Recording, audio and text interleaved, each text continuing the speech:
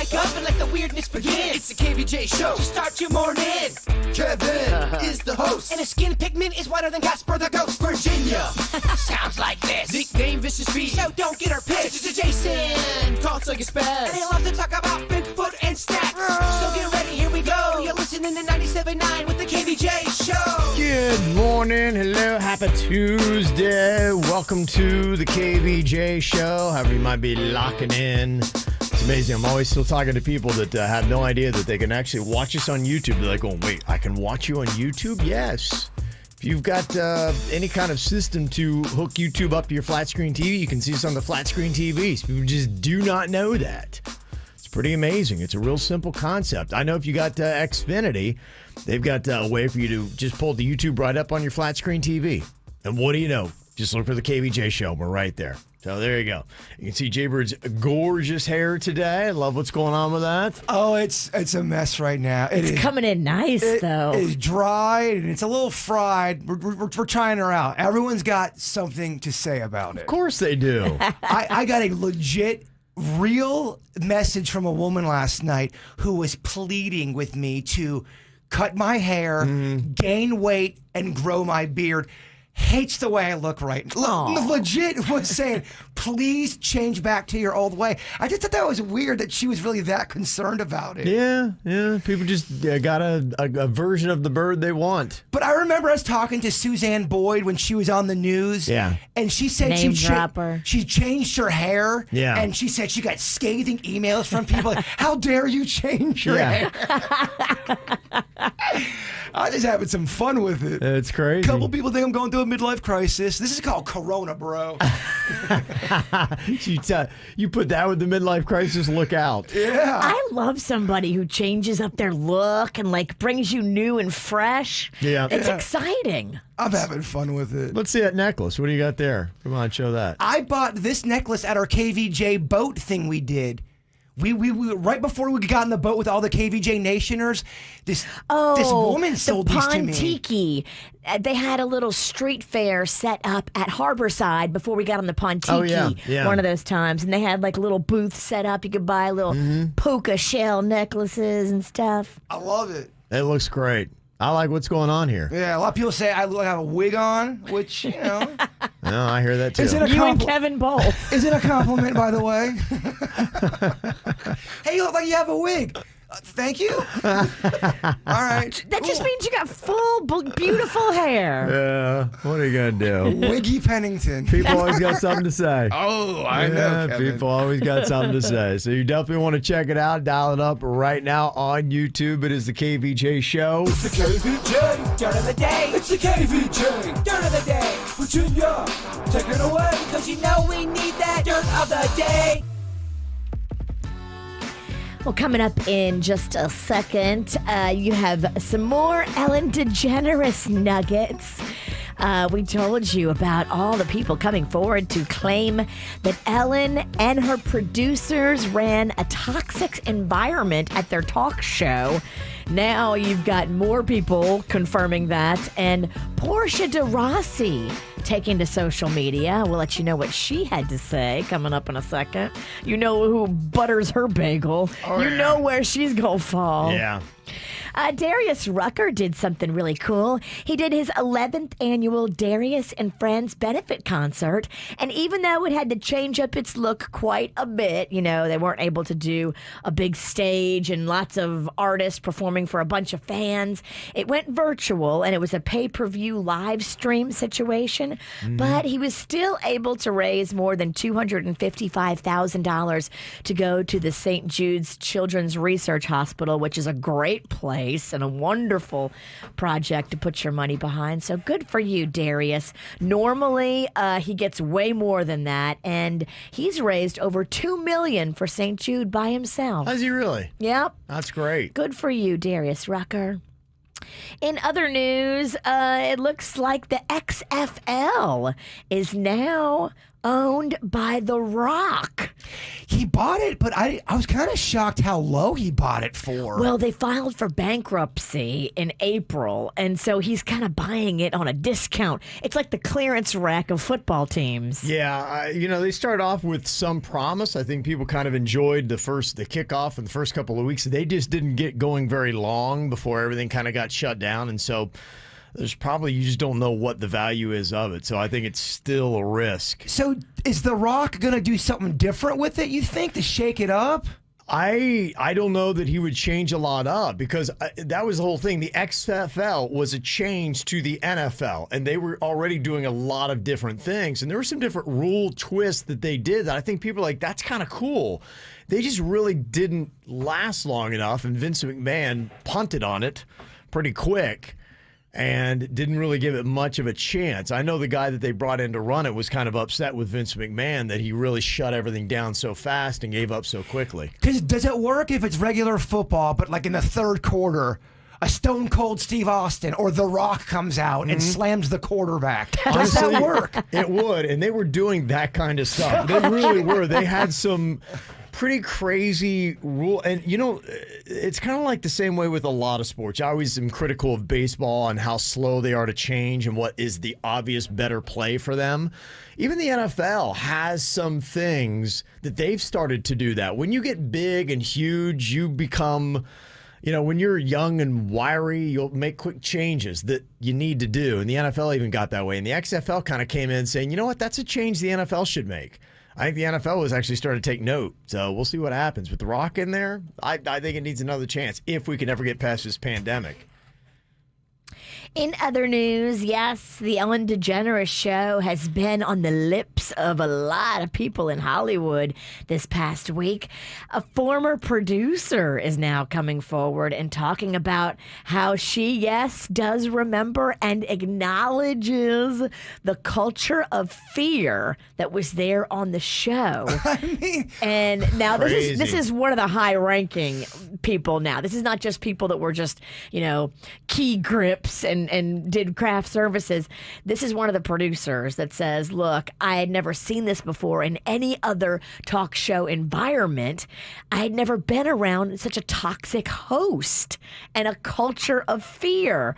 Ooh. They make it sound like Ellen was throwing interns out the window. And slapping people, and it just sounds like it was... I am still so stunned by all... I can't even believe what I'm hearing with this stuff. It's just the opposite of the character she played on her talk show, which it turns out was a scripted, acted show because she's not nice. Well, we were talking yesterday. I think the funniest part is it's rumored that she A, hates to do the dancing, and B, she hates her audience. The two reasons why most soccer moms love the show. Oh, yeah. It's just hilarious to us.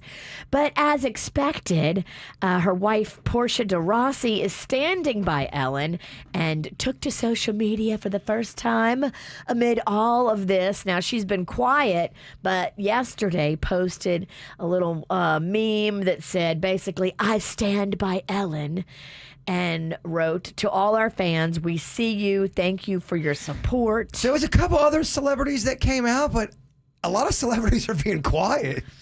That's interesting. I wonder, like, your Jennifer Anistons and on the show, it looks like they're very good friends. Yeah. It looks like Ellen is very good friends with a lot of celebrities. Right. And I'm surprised more of them aren't coming out to say, no, Ellen's nice to me. She couldn't have been evil to everybody. Right. I don't know. I'm bewildered by how many people are not coming forward. It's a weird story. Well, it's like a movie where hey, I'm upbeat and I'm positive and I love everybody. And then I hate everybody. I hate the dancing. Yeah, I hate people. It's a movie script. It's crazy. And they should do a movie. That would be awesome. And that's what's going on in your dirt of the day. It's time for viral audio. So hide your kids, hide your wife. Double rainbow all the way across the sky. Ain't nobody got time for that. We were just talking about The Rock. Here he is talking about his purchase of the XFL. So The Rock, a.k.a. joined Danny Garcia, a.k.a. Dwayne Johnson, has Garcia and Redbird Capital Partners to buy the XFL for $15 million, ensuring that the new league will have some of the flair of previous owner Vince McMahon. First question, of course, is when they will bring the league back to the field. Certainly, broadcasters would love additional football content. But prior to bankruptcy, the XFL laid off nearly its entire workforce. It would be quite a logistical challenge to scale up the league in time to organize a quality product by the spring of 2021. We shall see. I don't know what's going on with our Vox Pro, which is our equipment over here, but Yeah, it does sound like odd. it's skipping. And then it just seemed like it was cut off there. And you did a better job kind of explaining it than that guy. Oh, okay. I was trying to give you a hint, like you don't play that clip, but it was kind of tough to. Don't play that clip. Only because you had just explained everything. And Just as our good. machine's going to chew it up. Wow. We are having issues with that machine. When I was editing phone calls, Yeah. I noticed that we have some skipping issues outside of the factor of Isn't that the recording. brand new machine? Just know that everything we play from that thing could skip today. All right, have fun. Okay. Look at you listening to the KVJ show on 97.9 WRMF. Lucky. What are you thinking about? What are you thinking about? What's on your mind? Are you thinking about? What are you thinking about?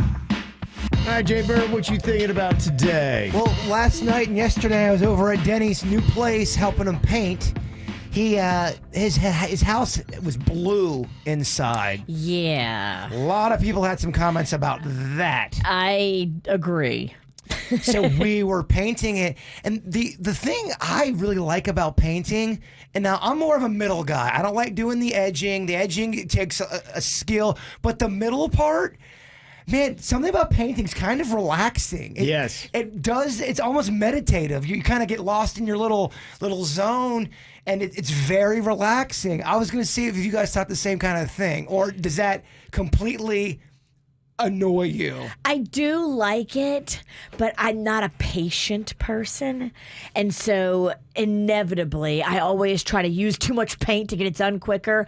And then I end up making a mess and I haven't taped it off properly. And I'm not patient enough for painting. Well, I was having such a good time painting, and I didn't think I was going to have that much fun. And when I was done, I felt kind of relaxed from it. I was shocked. Good, because you're about to buy your own house. I'm sure you'll be painting the hell out of it. I don't want to be doing that. I would like. I'm kind of a plug. You like painting somebody else's house? I'm a plug and play kind of guy. If the place I'm looking for, I just want to be able to move it and not do too much. Yeah, I'm not looking to be fixer-up Pennington. But everyone was calling, guys, I was painting all the walls. They're like, you really are Walls Pennington. The walls. That's good. Sweeping, too, is another one sometimes can be a little relaxing. Yeah, that's why, I think with the stress of the pandemic, a lot of people are finding some of these things to be very therapeutic.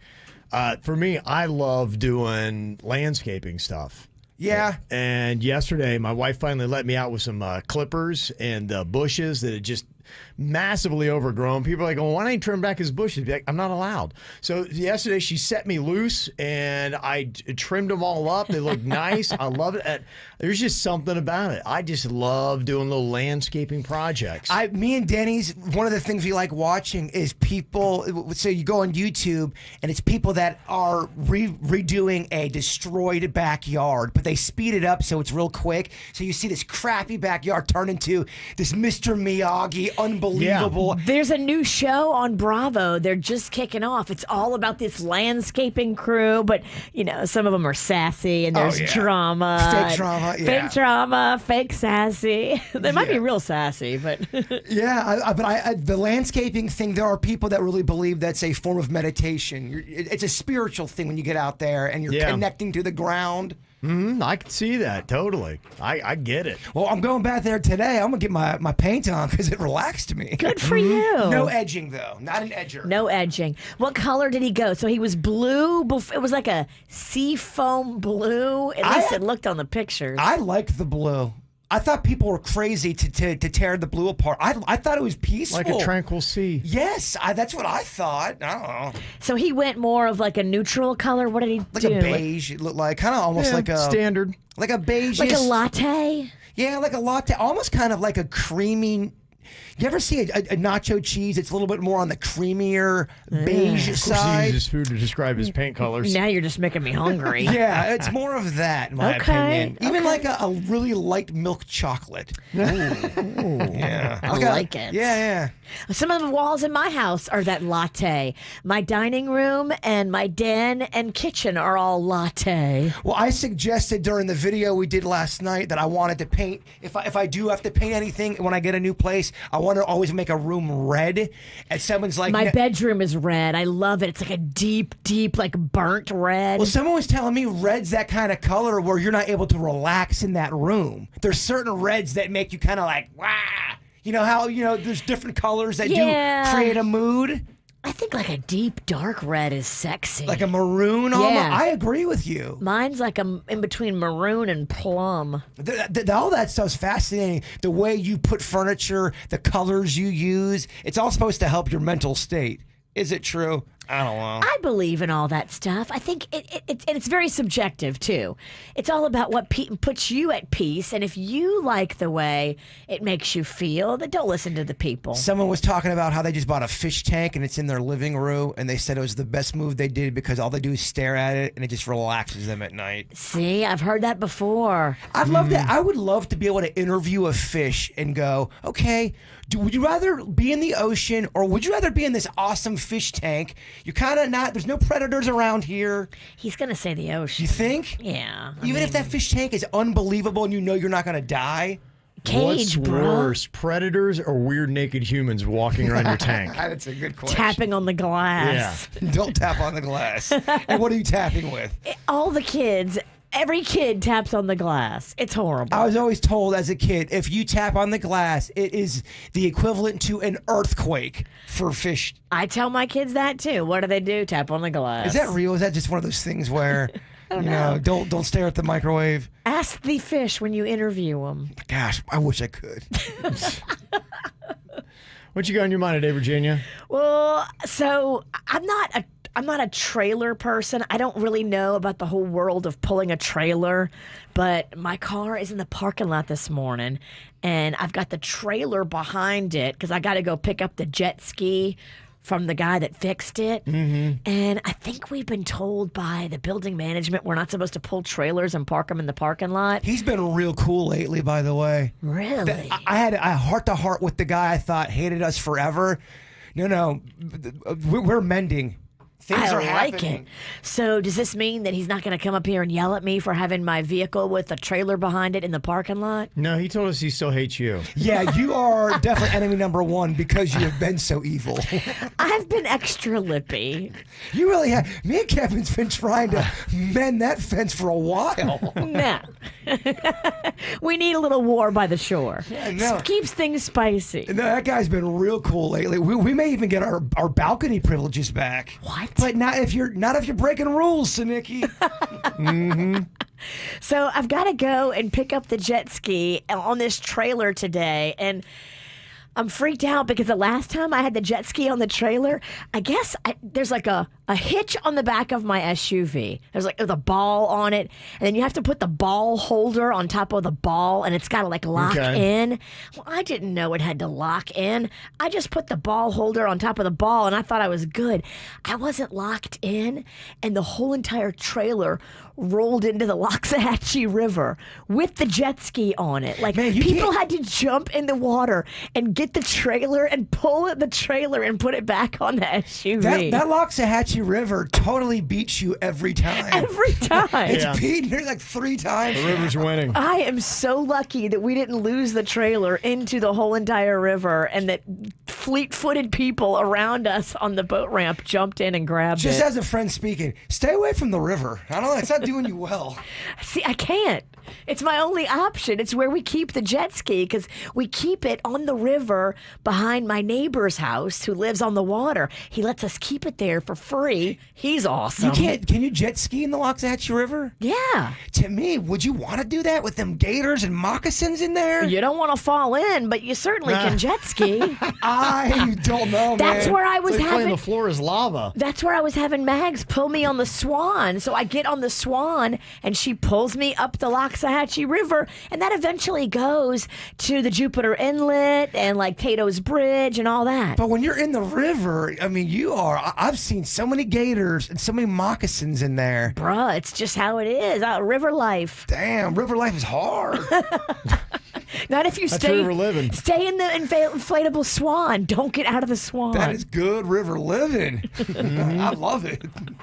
What I got in my mind, I was asking about Hamilton, if it was worth the watch. It is a little bit longer, and finally over the weekend we sat down to watch it. And here was the odd thing, because remember how I told you that I signed up for the free 7-day membership with Disney, but you could cancel it, and I watched The Mandalorian, and then I canceled it, I thought, and my wife's like, no, you know what, Disney's still taking the money out. She said, I'm going to go and cancel it. And I was like, okay, geez, that's crazy, because I was very deliberate in my actions in canceling that subscription to Disney. Sure, you told us you did. Well, I even saw like the screen. I'm like, okay, done. Like, and I even stared at him like, all right, that should be it. It says I'm out. Then they kept charging me. There's probably some fine print that said they can charge you for a couple months. And then my wife, she saw it, and she's like, she went in through the credit card, she canceled and all that kind of stuff. So we sat down to watch it this weekend. I'm like, well, the only way you can get it is through Disney. And she's like, oh, geez. And so she just kind of like clicked on it just to see with the Disney app, and we signed right in. So we're still paying for Disney. I canceled it. My wife tried to cancel it, and we're still paying for that damn Disney app. The fine print might have said, you can cancel it, but we're going to charge you for 1 month or 2 months or whatever. And then at the end of those 2 months, then you can cancel it. You gotta watch that mouse. He's very tricky. He's always got his hand in your pocket. I'm like, I swear I got out of the 7 days, and well within, I had 2 days to spare. After 5 days, I went to cancel it. That didn't work. My wife has gone in. She tried to cancel it. That didn't work. I don't ever trust a free trial of anything when they ask for your credit card. I assume always in the fine print they're going to charge you because that's what they do. If it was really free, they wouldn't need your card. Going to Disney is like staying at the Hotel California.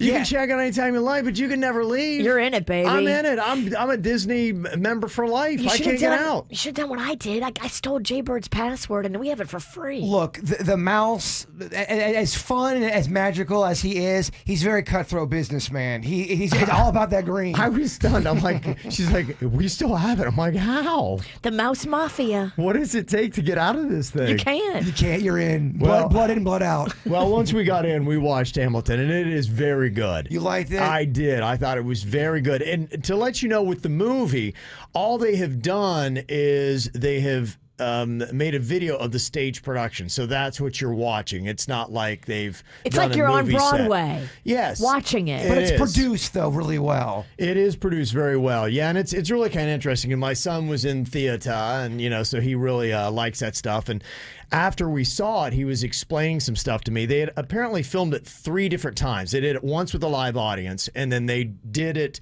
2 other times to get some of the different shots. He was telling me how hard it is to actually film a Broadway production. My wife's like, why don't they do this with everything? He's like, well, it is kind of tricky, but it's well worth it with a Hamilton because so many people want to see it. And now with Corona, it's definitely Yeah. probably a way smarter thing to do the filming of it than a live audience. Sure. I wonder what a major difference it is watching it from home and then in the theater, because if I'm at a comedy club, I notice I laugh way more than I normally would if I was watching it at home. Because I'm in the moment, Yeah. I'm there. The atmosphere helps you. You're excited. Yeah, drinking. Yeah.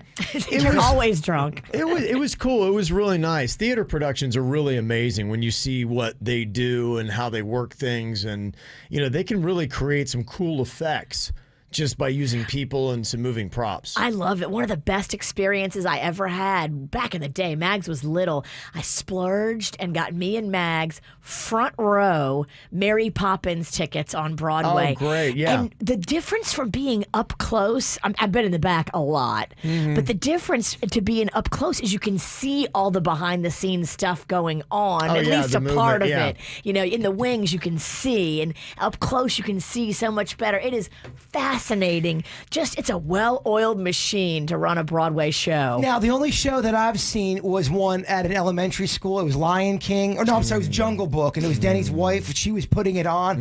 I got to tell you, that was even fascinating. Yeah. I mean, I got bit by the theater bug.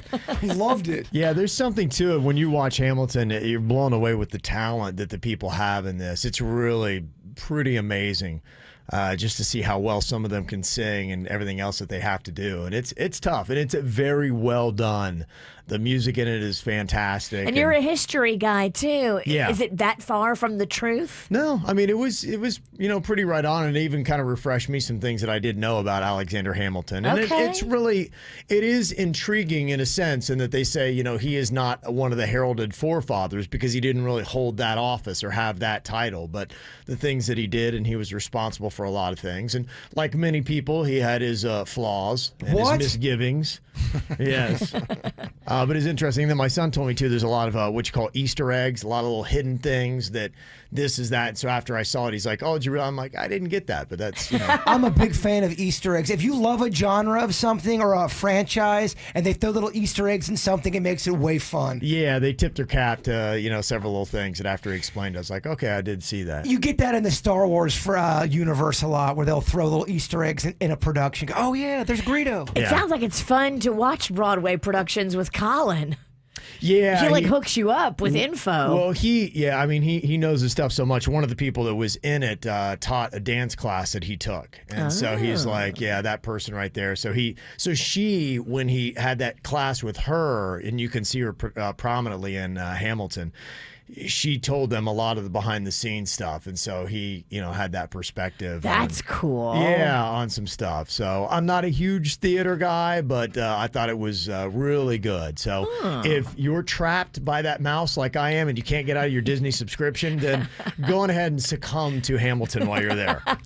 You'll like it. If you're like, I can't get out anyway, let me just put on Hamilton. It is a long watch, though. I think it's like a 3-hour type thing. That's rough. There's an intermission for snacks, though. Birds groaning. Just birds out. That anything that goes over like 2 hours and 10 minutes, I'm like, oh. Thank God it's not a live production and the cast didn't hear you do that. Oh, 3 hours. I got one kidney. I got to pee. Yes. Check out KVJ TV on YouTube or just log on to kvjshow.com to watch the show now. Powered by Cleveland Clinic, where every life deserves world-class care. Now, back to the KVJ Show on 97.9 WRMF. All right, what are some TV shows that you could watch over and over? They just have that like, yeah, you know what? I could see that again. Are they the older nostalgic shows from your childhood? Are they great sitcoms maybe that are from more of the present? I know, Jaybird, you always talk about how you watch The Office. It is, for me, the most rewatchable show of all time, for me personally. I've probably seen every episode a minimum of 10 times. Dang. And I'm proud of that. Okay. It's a fraternity. You're able to talk to somebody that's a fan of The Office. You're able to bond and have a conversation with them if you've never met them. It's one of those things that brings people together, in my opinion. A friend of mine told me that he just felt so overwhelmed by everything, couldn't find anything to watch. So he actually watched 3 hours of the Andy Griffith Show. And he said, you know what? With everything going on in the world, he said it was so nice to escape to a simpler time and show from my childhood. I do that. There's a lot of stuff on YouTube that is for free. When I was a kid, I loved the show Tales from the Crypt. It was that creepy show on HBO. They have a lot of free ones on HBO. And a couple of Christmases ago, I binge watched that, and it kind of relaxed me. Cartoons for me are rewatchable. I've noticed my kids with the Disney Channel, it'll be like maybe the same episode of something that comes up, and I find myself still watching it because it's a cartoon. And I used to watch the Looney Tunes. They'd be like, oh, I love this one. And I would sit in and I would watch it again.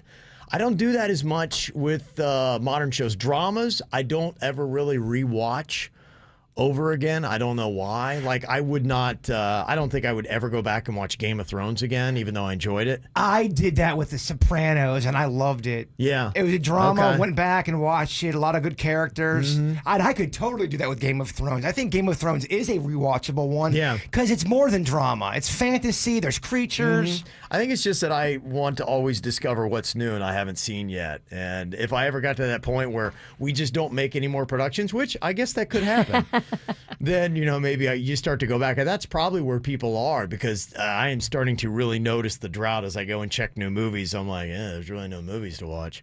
And the TV shows, same thing. I mean, the level at which they could crank out new material that we got accustomed to before the pandemic, I think you're really starting to kind of see that now. That there's still a few things that are coming out, but it's not the way that it was. And if this continues much longer, I think it's going to be slower. And if they work in these bubbles like The Rock wants to do with his new movie, how will that slow down production times? They can't crank probably like they did before. They got to take all these precautions, and I think that would slow your roll. What are your thoughts on rewatching sports? Does that kind of bum you out a little bit? I do every now and then. There's a few things, and sports does that a lot, and they've had to rely on that during the pandemic.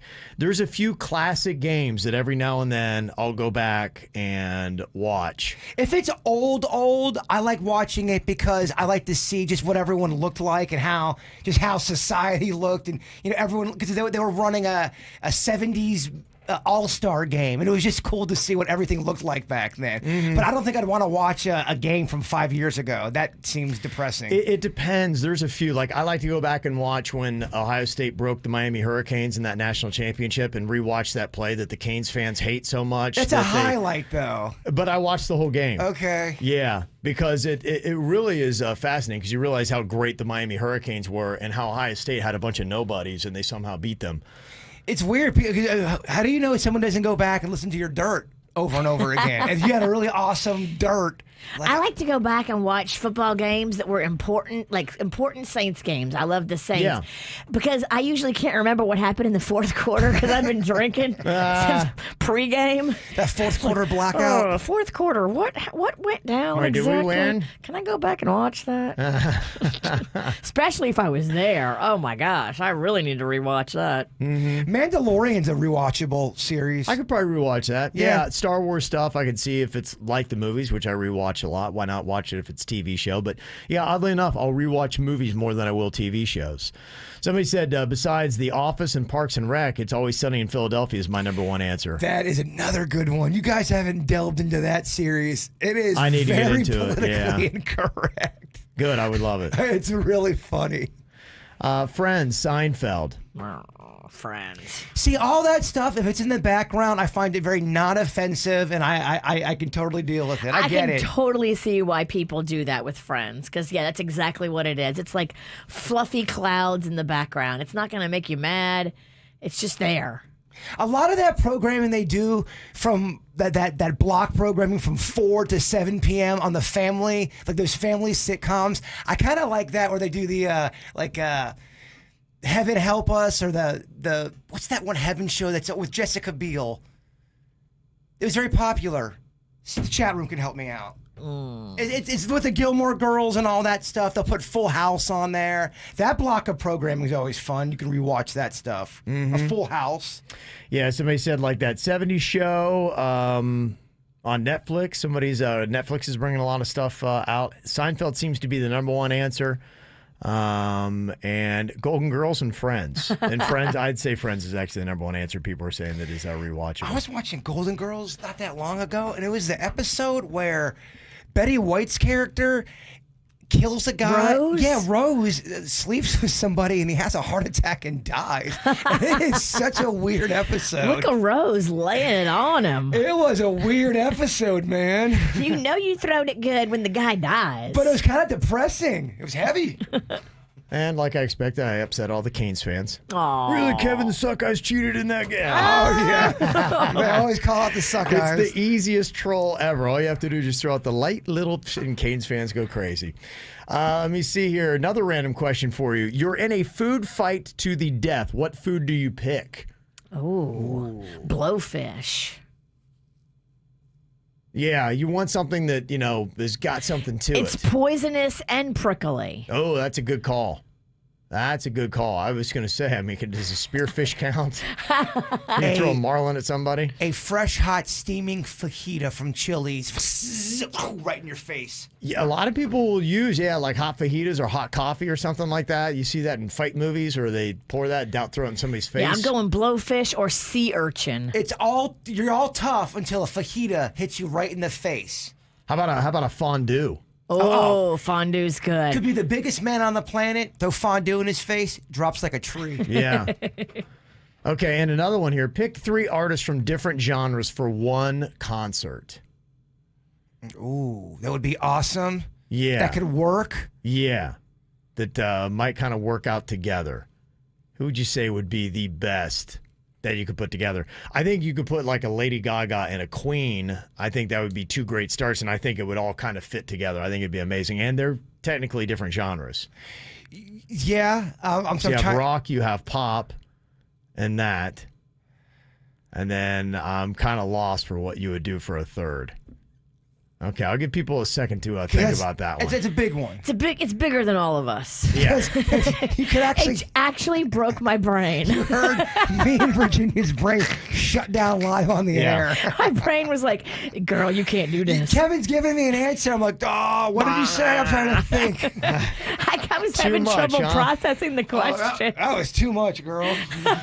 Okay, any thoughts you want to throw in on that? You can. 877-979-WRMF. This is 97.9 WRMF, Palm Beach. Couple quick thoughts here on you get to pick out 3 artists, even alive or dead, put them together in one concert. The key is they have to be from different genres. Make it work. I had gone Lady Gaga, Queen. Finding that third piece is what is interesting. Somebody had said, how about Lady Gaga, Dave Matthews Band, and Garth Brooks? Oh. Close. Is that sort of the same genre? Well, you've got Dave Matthews would...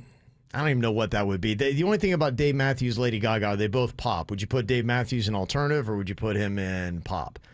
Garth Brooks is country, so that's definitely different. Garth Brooks, Billy Joel, and then a hip-hop act. Okay. That could work. You got country, you got the singer-songwriter stuff I like, and then some kind of hip-hop artist I like. Okay.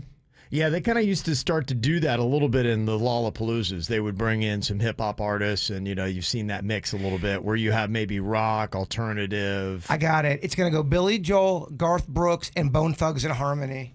Boom! Oh, okay. Bone Thugs. Interesting. Somebody else said, how about Aerosmith, Lady Gaga, and Zac Brown Band? Zac Brown would be one of those country artists that would be easier to, I think, mesh with some of the others. I like this one, Bob Marley, Nirvana, and Prince. Oh, bringing back the dead. I didn't know we could play that game. Yeah. Well, then, this game... changes everything. Yes. We must drone on for another 3 minutes, then. Somebody else thought Eminem, 21 Pilots, and Billy Joel. That, I would be okay with that. Okay. A couple of interesting mixes in there. Eminem's awesome. I used to hate on Eminem back in the day because I was an idiot. That guy is really an amazing artist. Yeah, I think you could take a Jay-Z. You could take a lot of these artists that have just a ton of material. You could take a Kanye and make it a political stop. There you go. Kanye 2020. That sounds awful. That's what we all want more of in our life. Yeah, politics. Fighting and fighting and uncomfortable ranting. I'm not looking for that. I can do that at Christmas time with my family. Somebody said Justin Timberlake put on a great concert with Jay-Z. I could see that. That is true. We were there. Mm-hmm. That was fun. Blake Shelton, Guns N' Roses, and Snoop Dogg. Okay. Blake Shelton's one of those artists, too, that I think could, from country, that could meld into more of the rock category. Like a Jason Aldean, you could probably put him in there. Or Kenny Chesney would be pretty good. Slipknot, Gaga, and Eminem. Okay. It could work. Yeah, that's interesting. Gosh, man, Slipknot is so rough for me to listen to. Yeah. It is tough. I think my body just can't handle the vibrations of the music. I'm too soft. Okay. Couple of interesting thoughts. A younger Ozzy, Garth Brooks, and Michael Jackson. A younger Michael Jackson? No, younger Ozzy. I'm saying, do you also want a younger Michael Jackson in there too? Or what Michael Jackson would you want if you could get him? To me, the best is Thriller Michael Jackson. I agree. 83. Yeah, if you got 83. If we can do young Ozzy, let's do younger Michael. And younger Garth, too, for that matter. Yes. Well, we're all better when we're younger. Look in the mirror. The only one that gets better with age is Bennett. That's the sad reality of today.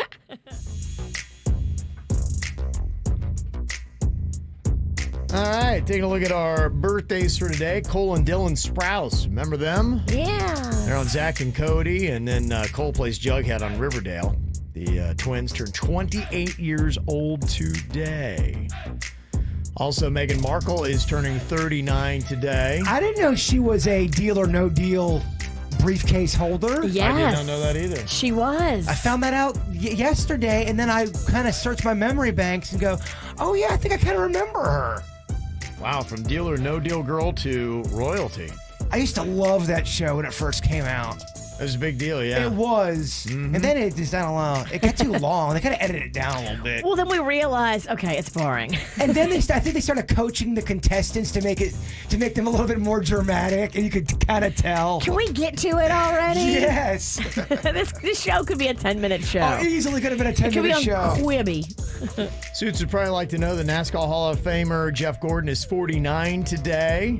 Barack Obama, the former prez, turns 59. Billy Bob Thornton is 65 today. And also got a shout out, 11th birthday to Bo from Orlando. You are by far the best gift ever given to me. Aww. Thank the man upstairs for the girl you are now and the woman you will become. I love you. And that is to Bobo. Bobo. That is from Oscar. Set that in here. Thank you very much. Got a birthday you want on the KVJ show? You can let us know. Mail at kvjshow.com. MAIL at kvjshow.com. And we'll give you the hookup here on the KVJ show. Coming up here in just a little bit, going to be talking about some of the greatest of all time. The GOATs by category. That's what GOAT stands for. Greatest of all time. That's a fun little topic to do with any kind of subject. You'd be the greatest meteorologist of all time. You could be. Anything like that. And we'll talk about Ellen and hashtag replace Ellen. Cancel Ellen. Cancel Ellen. Or hashtag I stand with Ellen. People are eyeballing her job, by the way. Oh, I know. There's a list of people that's out there now. Licking their lips.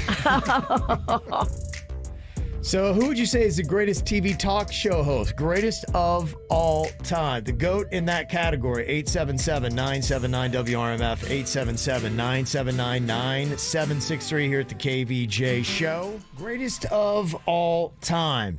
A lot of talk about Ellen going on. Would she even come close to a Mount Rushmore, the 4 greatest talk show hosts of all time? Now, we're talking about all time, so you're going way back. So you got to throw in everybody from the Johnny Carsons, your Jay Leno's, your Dave Letterman's. But also your Jerry Springers and your Mopos, because they've been around for a minute, and longevity should count for something. I guess you could. What? Well, they got to throw them in the mix. I wouldn't put any of them in there because I don't see anything from the host that is special. Like, they're out there and they're just kind of the referee in this game of chaos. I hear you. I don't see, like, they don't have the charisma of a Johnny Carson or the comedy of an Ellen. I agree with you, but we still have to mention them in this conversation. You can mention them, but I think they're more towards the bottom than the top. There's so many of those same type of Sally, Jesse, Raphael type talk shows.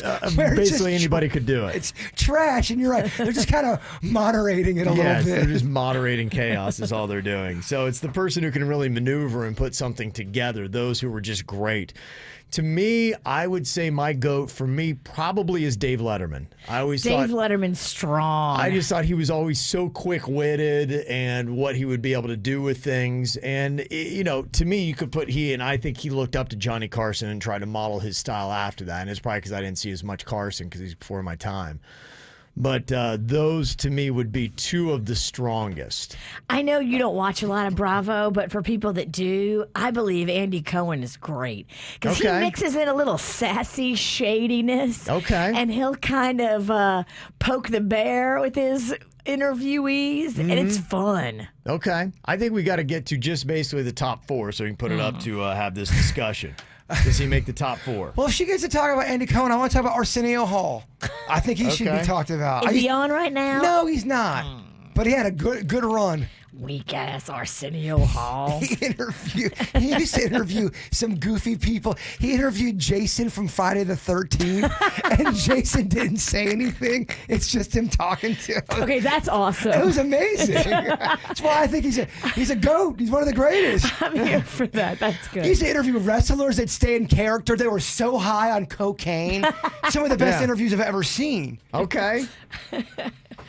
If you had to talk about who you think are the greatest of all time, I think you got to throw Oprah in there.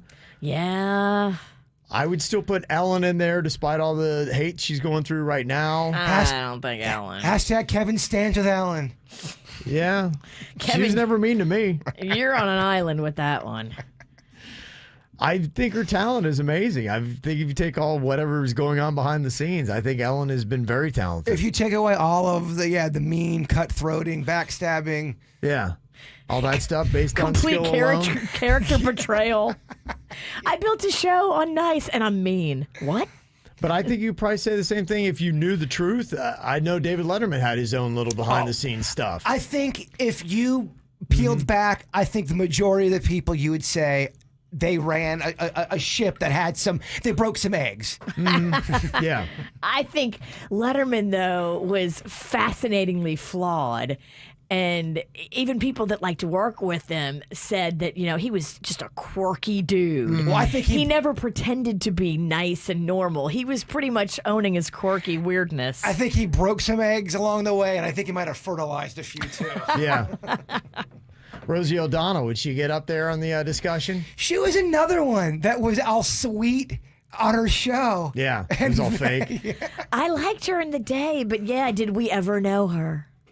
Well, there was an episode that kind of jumped the shark for her. She was interviewing Tom Selleck, and gun control got brought up, and it got really weird and awkward. And Tom Selleck basically was kind of trying to move on and didn't want to talk about it, and she kept going in on him, and it was a little different tone than the people they were used to. They were like, "Wait, we want you to be nice." It's a very uncomfortable clip. Highly recommend you watching it. How about Conan O'Brien? I love Conan. He's so quirky and adorable and self-deprecating. It's you can't help but to like him. He's very goofy, but there are some people that really hate Goofy. Really? Oh yeah, there are people that really hate Conan's act because he's a little too bizarre, a little too goofy for him. I tried to listen to his podcast a couple of times, and that came off super goofy. It seemed like on TV he was in more of a box. On the podcast, it was really tough for me. I tried. But okay, that's only one time. Imagine, someone listening to you for the first time on your bad day. I get it. I'm a hard pill to swallow. Ask my husband. You need a good 7 or 8 listens. Somebody texted and said you need to separate nighttime from daytime. Oh, that's a good point. Do you? No, I don't think we do. They're different. They are, but Oprah is the queen of daytime. There's nobody better. She's the queen and the king. We could do it daytime and nighttime, but that just means we have to do another segment. All right, let's do the daytime, guys. Yeah. I think I like throwing them all in together because I think, to me, it's really a lot of the same elements. They throw them all together. There's music, there's entertainment, there's interviews. Agreed. It's really kind of the same thing. It's just a matter of what's shown at day, what's shown at night. And look, today it's a different time. There's some YouTube people that have YouTube shows that are actually really good talk show hosts. Mm-hmm. Okay, so I can't name any, but they're out there. My top 4 is Johnny Carson, David Letterman, Oprah, and Ellen. What would your top 4 be, Virginia? Mine would be David Letterman, Andy Cohen, Oprah Winfrey, Ricky Lake. No, I don't know. Who's my 4th one? Oh, man, she's blowing it. I got Kevin, I'm ready. Kelly Clarkson make it for anybody? Nope. Okay, Bird. I've got Sally Jesse Raphael. I've got Mopo. I've got Jerry Springer, and I've got the Steve Wilkos Show. Pure trash, baby. Steve Wilkos. Pure trash. Never heard of him. He is the bodyguard of Jerry Springer. Oh, jeez. Can anybody show some love for Phil Donahue? Phil Donahue is amazing too, but I always get just crucified for my old references, so I'm trying to at least go to the 90s instead of the 80s. Oh, yeah, okay. to jump up. Yeah. Going back only 30. Yes. Okay, any thoughts on this? We'll put this up on our Twitter and let you vote for the greatest, the GOAT of all time TV talk show host. Coming up, we got Denny's or Animal. It's going to be on the way here in just a bit. So get ready for that. We're going to get somebody to call in and play along. 877-979-WRMF coming up. Check out KVJ TV on YouTube or just log on to kvjshow.com to watch the show now. Powered by Cleveland Clinic, where every life deserves world-class care. Now, back to the KVJ Show on 97.9 WRMF. Denny's or Animal? Let's see how much you know about the animal kingdom here today. Can you decide and decipher when it is actually an animal making the noise or a producer, Denny's? We got Sam here from Royal Palm to play along. Hello, Sam. Good morning. Hey, good morning. How you doing? Doing good. How are you guys? Doing good. Do you love animals? I love animals. You do? I love Denny's, too. Oh, man. That's the best animal out there. We all feel the same. All right, well, what we got here is we got some interesting animal noises. You got to tell us if this is coming from the real animal or from our producer, Denny's. What we got here for you, this is a donkey doing the ee-haw, ee-haw. Is this the real animal or is this Denny's?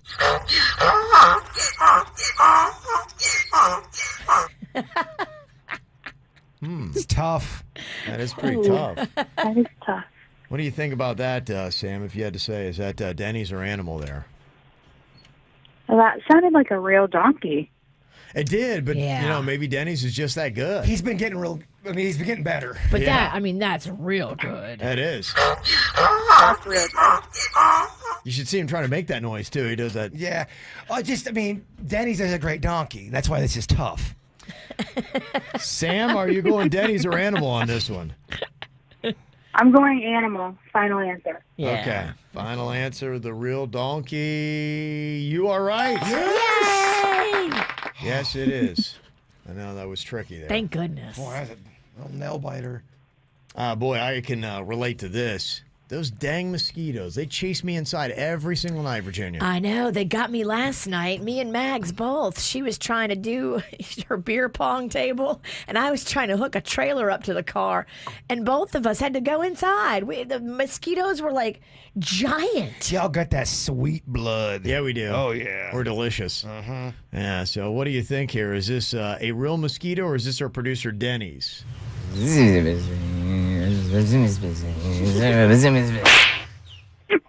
man. Did the mosquito get it? Yes. Did we just hear a mosquito murdered? The mosquito got it. I mean, what did... The last moments of a mosquito.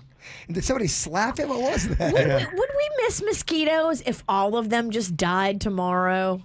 I wouldn't. Yeah, they What do seem to they be about the do? most. They spread disease. Yeah. I'm here to say mosquitoes not good for the human race. You don't really hear PETA defending mosquitoes too often. Yeah, what do we need them for? What do they do? I could be wrong, and I'm sure people will point it out quickly. But honestly, if all mosquitoes were gone tomorrow, I'm not shedding no tear. All those mosquito fans are going to start calling in and hating on you. Mm-hmm. They don't do anything positive for our world. What do you think about that, Sam? From the sound effect, could you tell if that was Denny's or Animal? Let's go Denny's. That was Denny's. Yay! Denny's is the one who got slapped. That was a real slap, though. And finally here, we've got a cheetah catching and eating a water buffalo. Oh, boy. I don't know if I want to hear this. This is intense. Kevin. I know. It's just nature, though. It is it's nature. tough, You're right. But it's just nature. It's tough out there in the jungle. It is. All right, what do you think? Denny's or Animal here?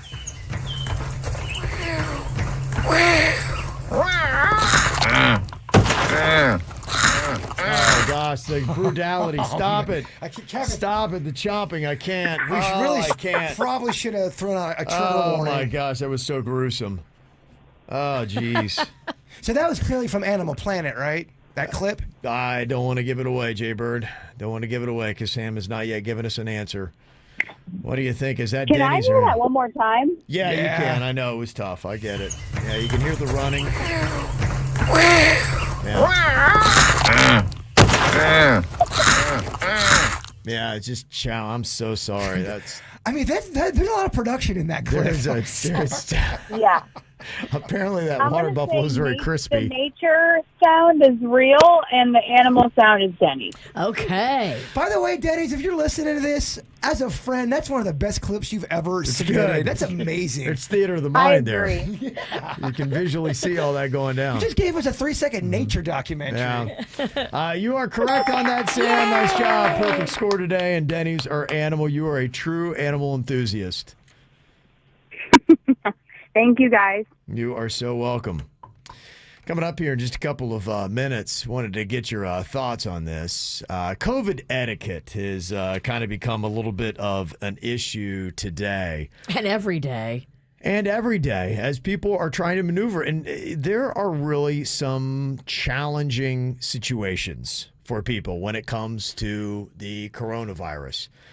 Because you've got things and life is still trying to go on, yet if you think that you might be positive or you might have been around somebody that was positive, it really throws a lot of things crazy. I was even just kind of reading today that some people are out test shopping for a negative, where they're trying to go around just to get that negative test so that they can, join in with whatever might be going on.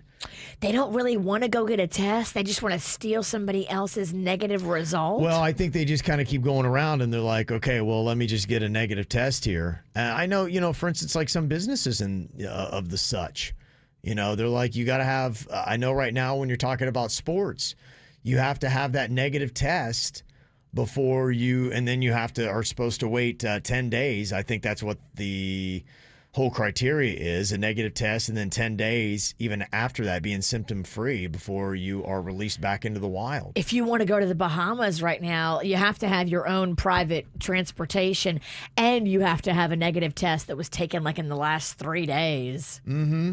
Yeah. So, there is some pressure on that for people trying to get those negative results. So we got some people asking us some questions here about, okay, what do you think about this? Including this one that says, your friend tells you that their husband has COVID. You've seen this girl at least 3 times a week, including the day she told you her husband tested positive, which is 4 days ago.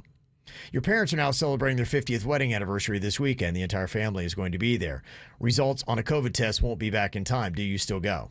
That's a wedding? Probably not, dude. How good's the reception? Is it an open bar? No, it's a 50th wedding anniversary. Sorry. I usually tune out big time when you start talking weddings. Whenever I speak, you tune out. No, about weddings.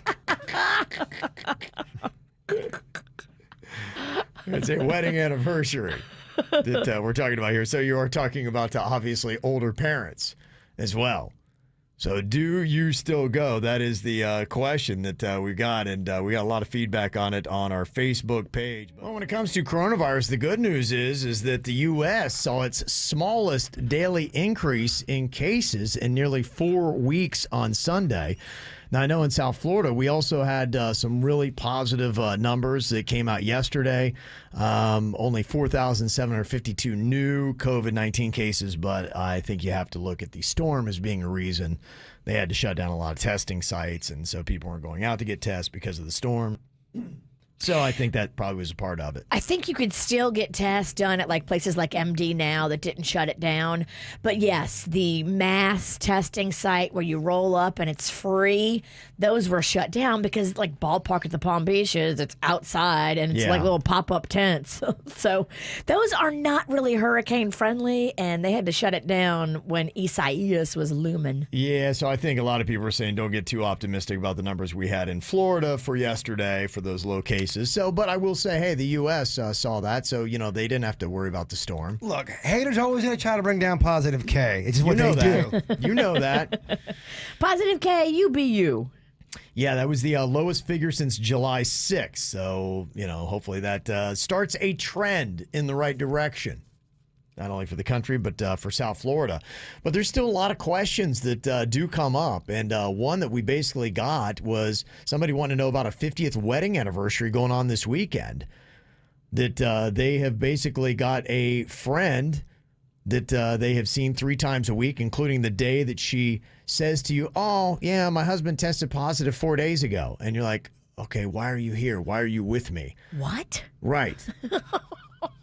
You know the answer to that question. And you're just like, well, she's like, oh no, he was quarantining in the back room. We're fine. But you were around somebody, or at least in the general vicinity, and now you've kind of tainted me, and my parents are having their 50th wedding anniversary. See, this is why I don't go around people, because I don't trust none of them.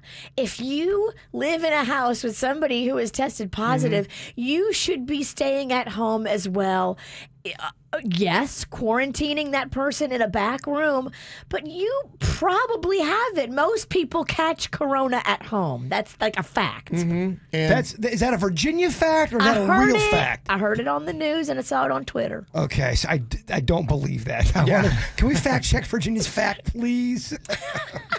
Bring it. Well, the problem was with the person that sent this email is like, this goes down yesterday, and let's say it's Friday night, you got this whole wedding anniversary, and it's 4 to 5 days to get a test back. Oh my gosh. And now you don't want to go and get your parents sick.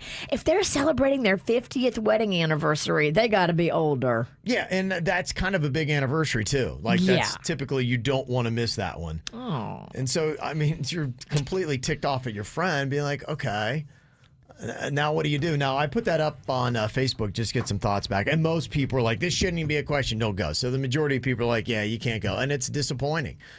But you know. Can't go. You just can't. It's not worth it. If you look back on it and anything happens to your parents, you'll be devastated at the possibility that it could have been you that passed it to them. 50th anniversary. Somebody's not impressed. I'm not that. Congratulations. I think it's a great feat. Congratulations, yawn.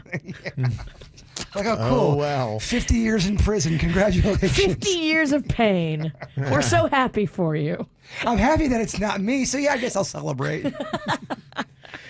Yeah, and apparently a lot of people are really kind of trying to do this. So let's say you wake up now with a sore throat and you're just like, okay, well, do I go to work? I mean, could this be coronavirus, or do I just have a cold, a basic cold, or is it just nothing at all? Sometimes you get those like mild funks where you're not completely full on sick, but you do not feel good. You know, and a lot of times it's just because you didn't sleep well. Yeah, you're just run down. You're just I get that way. I get that too. And every time I get it, I'm like, oh my gosh, the corona got me. I was afraid I was going to be getting that kind of feeling during the corones and not really, be able to, see the difference between the two. But I have not had that at all. I felt pretty good so far.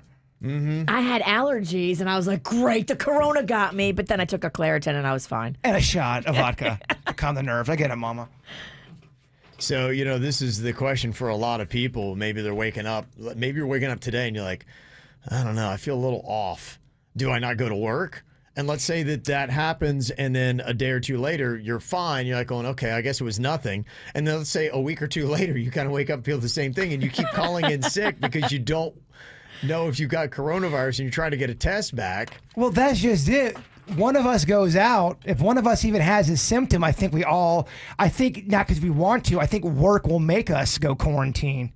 Yeah, there's a sign in our lobby that says, if you feel sick at all, turn your ass around and get back on the elevator. I mean, if Virginia came in here and was all like, I'm pretty sure Mags or Panda was around someone with COVID, they're sick, and she came in here and said that and management heard that, they would probably shut our show down. I wouldn't come in. I wouldn't even come in. I would call you guys and tell you that information and not expose you. You would quarantine yourself. Yeah, but I would, if Mags or Panda was sick and we couldn't figure out what it was and we were waiting on a test, first of all, I would have already had their asses at MD now getting tested. I'm talking a situation like all of a sudden Mags was with somebody 3 or 4 days ago. She didn't know. She just now finds out that her friend tested for COVID. You've been exposed to her for 3 days without knowing. You've come in here without knowing. We're already screwed.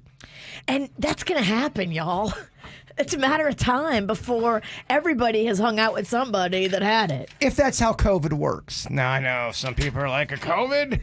Oh, COVID schmovid. It's catchy like the hornies. It really is. Yeah, it seems like it's people that are asymptomatic that don't realize they have it that are talking to people, and then that's how it's spreading. And so that really brings up the question. If you wake up with a little bit of a headache and a sore throat, Are you like, oh, geez, I don't show up to work today? Great question. And what happens if you had some whiskey the night before and you're just a little hungover? Could be. I mean, there's a lot of things that do that. Every day we're trying to navigate and figure it out, and I don't think any of us have the answer. Well, I think everyone knows we don't have the answer. Yeah. Us, I'm saying, the KVJ we show. know, but look at the people on TV. They act like they don't know. They don't know. People on TV don't know. At least people on radio admit they don't know. Some people on radio, we admit we don't know. Now, I know they're trying to do the fast results. In fact, I think the governor was saying that I think it's the ballpark at the Palm Beaches and maybe the Hard Rock. Oh. Where you can go and in 15 minutes get results. Really? You have to have symptoms. So they have a line where it's like you just are there just to see, and then there are people that think that they really have coronavirus, and you have to be in that line to get the 15-minute results. So I'm here to test for COVID. Okay, just get in that line where everyone's coughing and sneezing and wheezing. That's basically it. Okay, just go there. I think you stay in your car. I'm like, I'm not sure. Yeah, it's a car line. You don't get out of your car. Sometimes I just say things for the joke, Virginia. We don't have to overanalyze everything. Yeah, so where do you go if you want to get that quick result for, let's say, maybe you have something that's coming up or you've got work and you're just like, wow, this puts me in a really tough situation. Somebody said last week I got tested at CVS. I got my results 2 days later. I've heard even like an MD Now sometimes are turning it around. Somebody had said they went, I think, on Sunday and just got their test results back already. Okay. Side note about CVS. They got a good snack selection there. If you really go to CVS for a COVID, whatever, and snacks, home run, guys. But if you have COVID, don't linger by the snacks. Agreed. Because I'm over there by the snacks trying to get my grub on with my chocolate-covered raisin, and now you just coughed on me. I'm just Hashtag be cool. Get your ass back in your car. merely telling the people that CVS has got a good selection of snacks. Unless you're COVID, then we want you to leave. Somebody texted in said, I've been quarantined from work twice now because of exposures, and I wasn't even directly exposed. It was somebody that I knew that had been in contact with somebody else, but big corporate companies don't want to take the risk, so they send us all home. You know, the issue with us with doing that is it's kind of noticeable. If I can't physically be by what equipment I need, right, then it's not like, oh, okay, I'm just going to work from home today. Because we have friends that have been trying to do radio shows with everybody in different locations, and it doesn't sound good. Yeah, it's tough, and so we're trying to avoid that. But, you know, let's say it's last minute, you wake up, you're like, oh, okay, I don't feel great. Then you're like, okay, but we've never tried this. Will this go off or not? So if, like, I wake up with a sore throat, then it's like, oh, I don't know. Who knows? I'm not coming in. If you woke up with a mild sore throat, yeah, and a small little headache, do you still come into work and not say anything? Yeah, I would come in because, you know, I even told you guys that I'd had like, you know, because I'm always have the bronch. And so it's always, but I know the bronch so well that I can tell if my body felt weird, aches, or the fever, and I did the temperature thing, and my temperature was fine, yes, then yeah. I would absolutely not come in. But coming in, I'm like, I know. Always got to chase down the bronch. I'm not getting enough sleep. Yeah, and I have a routine that I have to do of vitamins and everything. And if I don't do the routine, then I know I'm probably going to get sick. Me too. If I do anything to throw it out of whack, my body tells me instantly. It kind of is awful. It's getting old. Just know this. If you do have to be quarantined for a couple weeks, the dirt of the J will take over. I'm going to do you proud. I'm going to do you real proud. I have no fear. Leaving my baby in your hands. I know you got this. I know you have no fear. Kevin does. You know I like a hot mess. I'll be tuning in. Somebody else texted and said, yeah, my company told me that if I get sick or come in contact with anyone and have to quarantine, that I have to use my only 2 weeks of vacation. Cool, thanks. And that's the deal with a lot of people, and that's why some people might soldier on saying, I've got plans or I've got the holidays or whatever. If I take today, then I cannot take that trip. And so like going, I bet it's nothing. It's nothing. But you're going to encourage people with that whole policy to come into work that could possibly have it and spread it around. Right. And that's scary. Because in a sense, it's a punishment if they are, in a sense, punished by being safe. People should not be penalized for staying home to prevent an outbreak at their work. You should not tell them they have to burn their vacation days because they got a tickle in their throat. I've always said penalized. You always say penalized. I think you're wrong. I like penal. And you can't change this, old dog. Penalized. It sounds so dirty. It can come in handy. Somebody said, I just got a termination notice for the end of the month. This will be my last month of employment. So I'm going to go get COVID tested a few days before and then call in sick the last 2 weeks and have to quarantine. Oh, there you go. Mm-hmm. So the one time that actually works in your favor. Yeah, tell your company to stick it. And somebody else said, at my job, if you call out sick, you're required to get a COVID test prior to coming back. You have to have that negative test. And I know for a lot of people, I think that it's what they recommend is negative test result, 10 days of quarantine past that. And that's typical. And that is 10 days. See, I would think like if you feel sick and you get the corona's test and it says negative, you can go back to work. I think it's like if you had it, then you tested, then you get a negative test and you got to wait 10 days. So yeah, if you don't know and then you get a negative test, I don't know that you'd have to wait 10 more days. Maybe. Right. It just proved that I was, fine. So I don't know. I don't know a lot of weird stuff going on here. We are learning and making it up as we go. You just shouldn't penalize anybody. I'm going to penalize you during this dirt. I'm going to do all Kardashian stories. That's not cool to the audience. Be cool to the audience. Don't take out your hatred for me on them. Don't. Take it. Broadcasting from the offleaseonly.com studios. Shop thousands of 2016 through 2020 vehicles with super low miles. Priced thousands below retail right now at offleaseonly.com. This is 97.9 WRMF, Palm Beach. Yeah, just talking about how the coronavirus is making things very difficult when it comes to work and also some social engagement. Somebody texted in and said, yeah, my husband's coworker got her positive results back on July 3rd. We had plans to have a few small friend groups over to celebrate July 4th with a barbecue and had to cancel the day before. We had already bought all the food and drinks. Just all went to waste. Oh, Yeah. no, you cook the food and then you do a drive-through. Oh, you can't let the food go to waste. Just grill it and put it out there on the driveway and come grab it. You bag it up and you tell your friends to drive by and pop their trunk. Mm-hmm. Well, that's the kind of stuff that people are faced with. The work thing seems to be even more difficult for people that is going on. Somebody texted in and said one local surgery center is making their nurses go get tested anytime they feel not well. They can't go back to work until they get a negative test, and they have to use their PTO. So eventually the nurses will run out of PTO and no longer be paid when they have to be out, or the nurses will refuse to tell anyone that they're feeling bad and probably get patients and the office sick. That's the thing. If you penalize or penalize people for not feeling well, they're going to keep it a secret from you. Mm-hmm. And it's going to be a bad situation when they get everybody in the office sick. Well, that's why you just can't penalize. Can't. Somebody else texted in and said so many people can't afford to take off, so they go in sick, and that's how it's spreading. Absolutely. Totally. And, I think things are different. Somebody said CDC guidelines changed and now say that if you have symptoms, you have to quarantine only for 10 days and no negative test to return to work. And it is different from place to place because somebody else said my job is requiring 2 negative tests and a 14-day quarantine before you come back. And a blood sample. And So hair. It's different everywhere you go. I'm not giving my hair. Neither is Kevin. Y'all, you guys can have some of my hair. I am thinning. Y'all can't have none of this hair.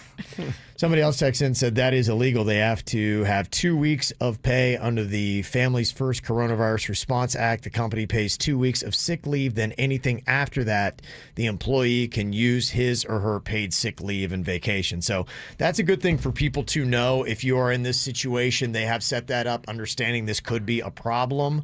So you are protected on that. So you're not going to gobble up your vacation. You don't have to go in when you may or may not be sick and then get everybody else sick. Yeah, if you may need to familiarize yourself with this new corona guideline that protects employees, and maybe your employer doesn't even know about it, or he's hoping you don't know about it. So look it up, the Families First Coronavirus Response Act, the FFCRA, an abbreviation like everything has today. So hopefully that helps somebody out. All right, the name of the game is Entrepreneur. What you do is you draw out 2 different words, and after drawing the second word, you got about 5 seconds before we start your pitch music, and you've got to try to sell us a product.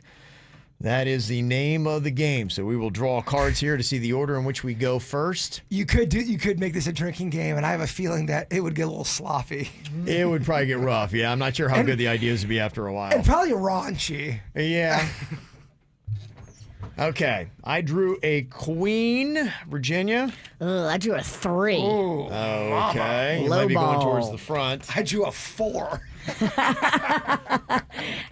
Denny's, what you got over there? Ooh, I drew a 10. Oh. Okay. Okay, he's got a 10. So we got Virginia, Jaybird, Denny's. I'll go, and then we got we'll have Suits come in. And Going first sucks. I went first last week. But you did good. But just a little helpful hint for you. Don't forget the very beginning. There's like a little weird thing with the jingle music. It's going to trip you up. Just let it play a second. If not, you're gonna crash it. All right, here's your cup, Virginia, for entrepreneur. You draw out one word, and then when you draw out the second, you got about 5 seconds to get ready for your pitch. Oh, boy. You got this. Do I? All right. I got gas. Okay, that's a good one to go with. I just said I got gas. I got gas. And kettle. Gas kettle. Or kettle gas. Yeah. All right. I think I'm ready. Okay, here you go, Virginia. Are you like me? Do you have kids that love the smell of gas? My kids do. So I bought them the gas kettle. Yeah, I cook gas right on an open flame in my house, so the sweet smell of gas emanates throughout the whole house and makes my kids happy. It's the gas kettle, and you can buy it right now for your kids. It's available at gaskettle.com, $29.99 plus tax. Oh, gas kettle! Gas kettle! Oh, that was great.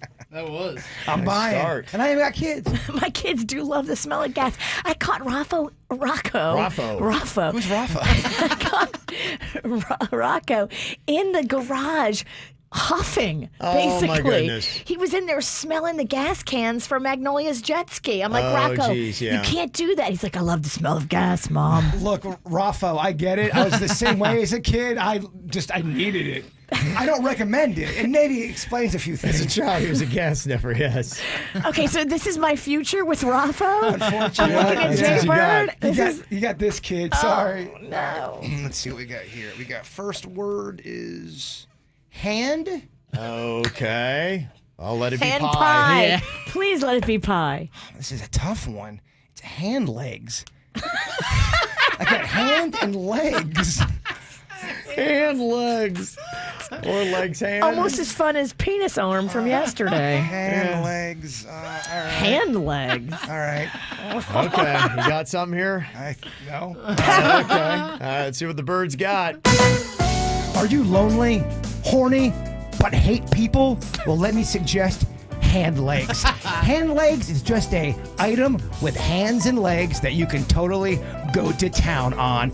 No talking, no intimacy, just pure lovemaking. $9.99 and it's reusable. Hand legs. Oh, it's real dirty. Okay. There's people that actually would buy that. You can tell he's horny. Yeah. Hand legs. Hand legs. That's a tough. That's a tough draw. Hand legs. Nearly That's a tough impossible. draw. That's always Nearly That's a impossible. tough draw. What was the last one? Secret anger? It's a tough draw. Oh, man. Okay, we're up to Denny's now here, an entrepreneur. Get to pull out a couple of words here. We'll see what product he winds up pitching us and how good of an idea it is. What you got, Denny's? Well, I got electric and swing. Oh, yeah. That could be sexual too, like the hand leg. Oh, yeah. Definitely the same aisle. Yes. It's at Adult Video Warehouse. Yes. Are you ready, Denny's? All right, let's do it.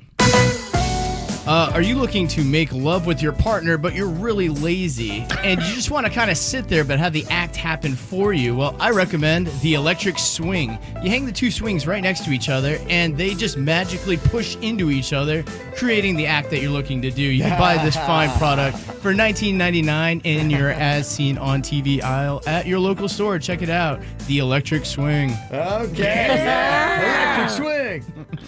Electric swing. And if you buy that now, you can also get hand legs for free. Hand legs. We'll do hand legs for free. I don't want to pitch. I do want to see a video of you incorporating electric swing and hand legs. You just lay there. I think we can make that happen. Okay. I have got haircut, and clam. Clam haircut. Wow, you definitely can get that too. With hand legs?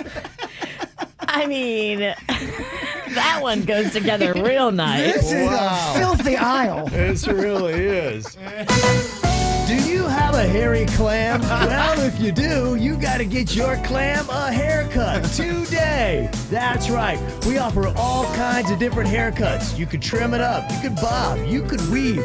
You could even do cornrows. It doesn't matter. Yeah, we've all got one. Well, some of us do. And if you've got one, you can get yourself a clam haircut today. You can start by shopping online or then come see us in person. We even make house calls for your clam haircut today. Clam haircut!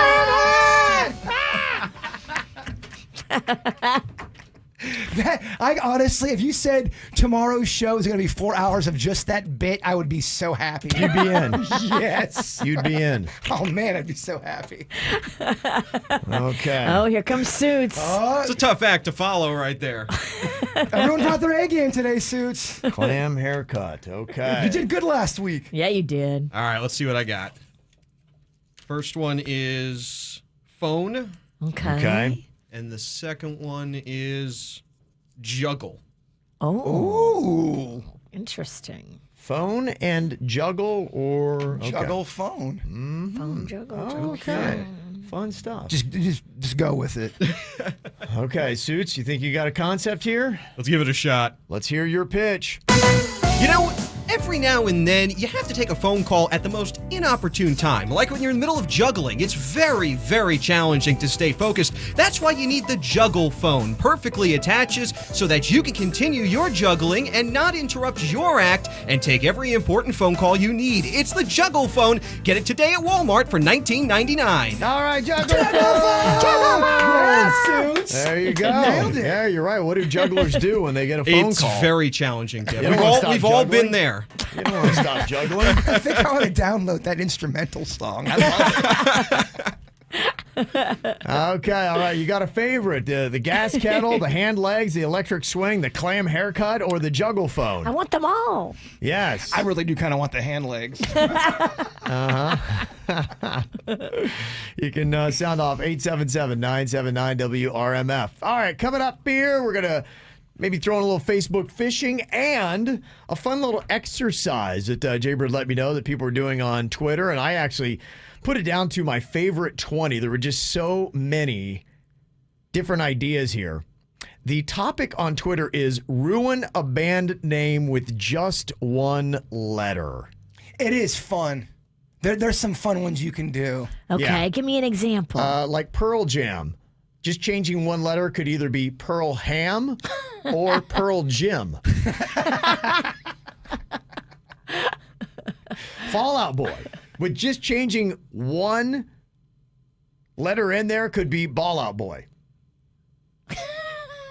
And the band. You could, and some people might have that. Spice Girls Virginia could be the Spite Girls. Oh. Just changing one letter in the name. Not nearly as fun and kind of horrifying. The Spite Girls. The Spite Girls. We're out to get you. Oh my God. And ruin your career. Okay, so 20 that are better than those. Ruin a band name with just one letter. Your thoughts as well coming up. More KVJ Show right now on 97.9 WRMF. Okay, the challenge is to ruin a band name with just one letter. Jaybird saw this trending on Twitter. And I looked at this as a fun little list. I put down maybe 20 that I thought were my favorites. Ruin a band name with just one letter. Like, for instance, the Doobie Brothers. The Boobie Brothers. The Dookie Brothers. Oh, yeah. I like Cardi B. Just change it to Farty B. Yeah. Farty B. Yeah, absolutely. You get to change just one letter in the name. Like Queen Latifah is now Queef Latifah. Run DMV. Run DMV is not, it's Run DMC is now Run DMV. Public Enemy is now Public Enema. Oh, That's a good one. Nobody wants to get that. Yeah. In fact, I saw this one's so popular already, it's got its own meme. The Foo Fighters are now the Poo Fighters. Don't want to be fighting poo. Somebody thought that Virginia and Jaybird, you guys might like this one. A Tribe Called Quest is now a tribe called Queso. Yep. Tribe called Queso. That's my favorite one. Meatloaf is now Meat Loan. Wouldn't you like a meat loan? I don't know. I don't know if I want a meat loan. Hey, Bob, I'll loan you some meat. I want that meat back. Prince is now Prance. It's kind of a different tone to it. The band Rush is now Rash when you just change one letter. The Who is now The Why. What else would you add to this?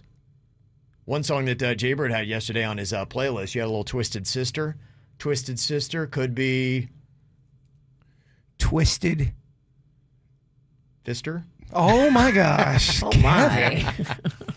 Whoa. The Beach Boys. Change one letter. The Leach Boys. The Leach Boys. Wow, it's breaking my brain, Kevin. Okay. I'm going to give you another test here. Bob Seger and the Silver Bullet Band. Bob Seger and the Silver Bullet Band. If you change one letter, could be what? Bob. Just tell us, Kevin. Okay. Yeah, you're right. It's hurting. This is not working. Bob Seger and the Silver Mullet Band. Oh. There's so many words in that one, Kevin. Yeah, sorry. Can we do one name bands, You please? can hear your brain breaking. You got... Kiss is now... All right, I think we know. Yeah. There's a lot of fun things you can do.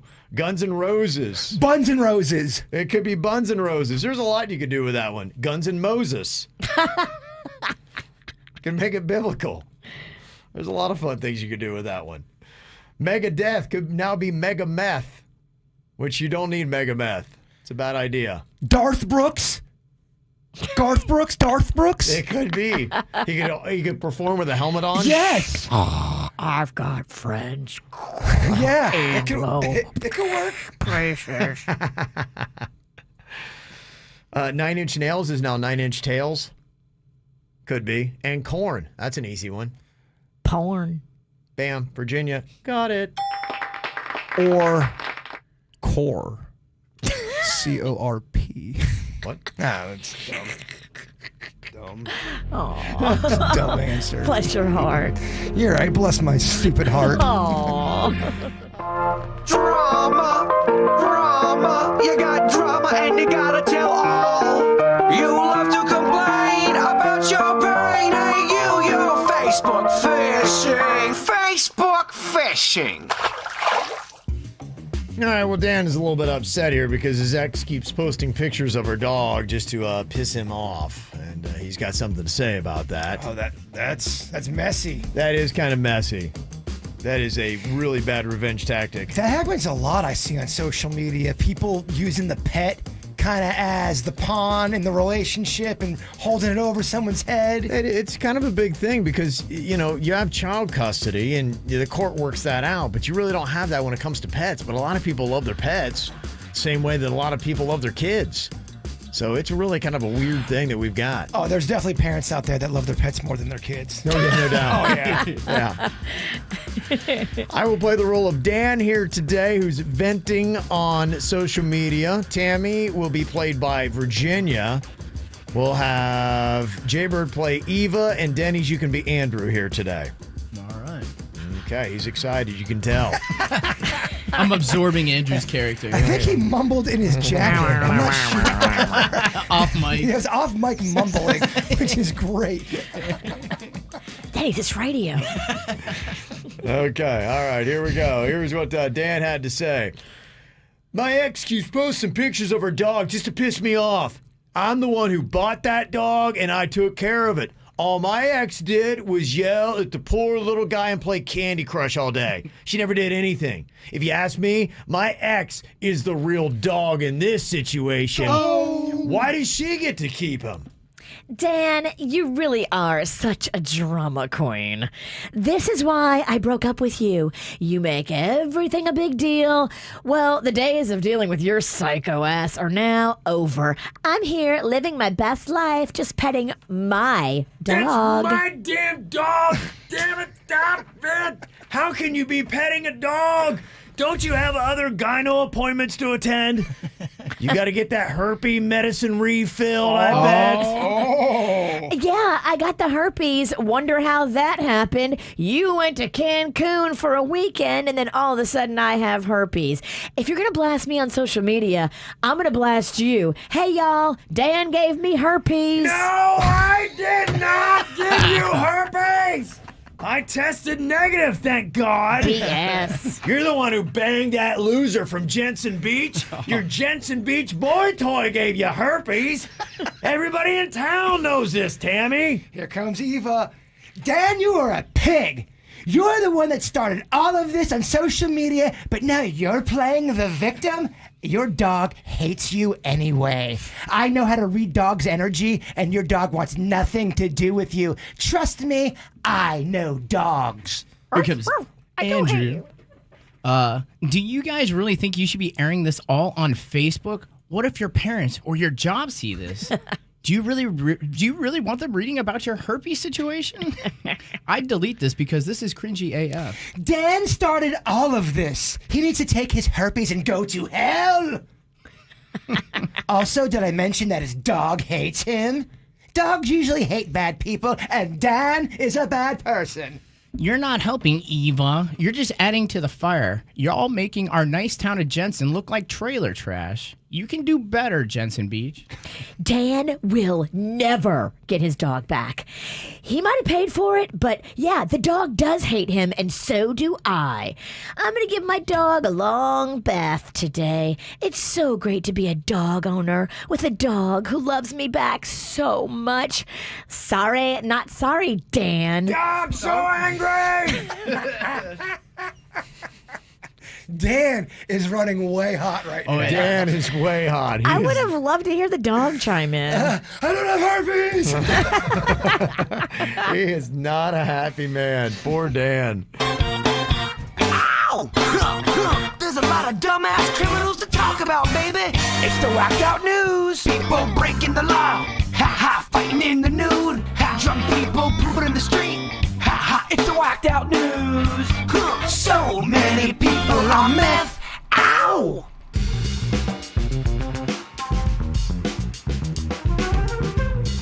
Oh, just some crazy stuff.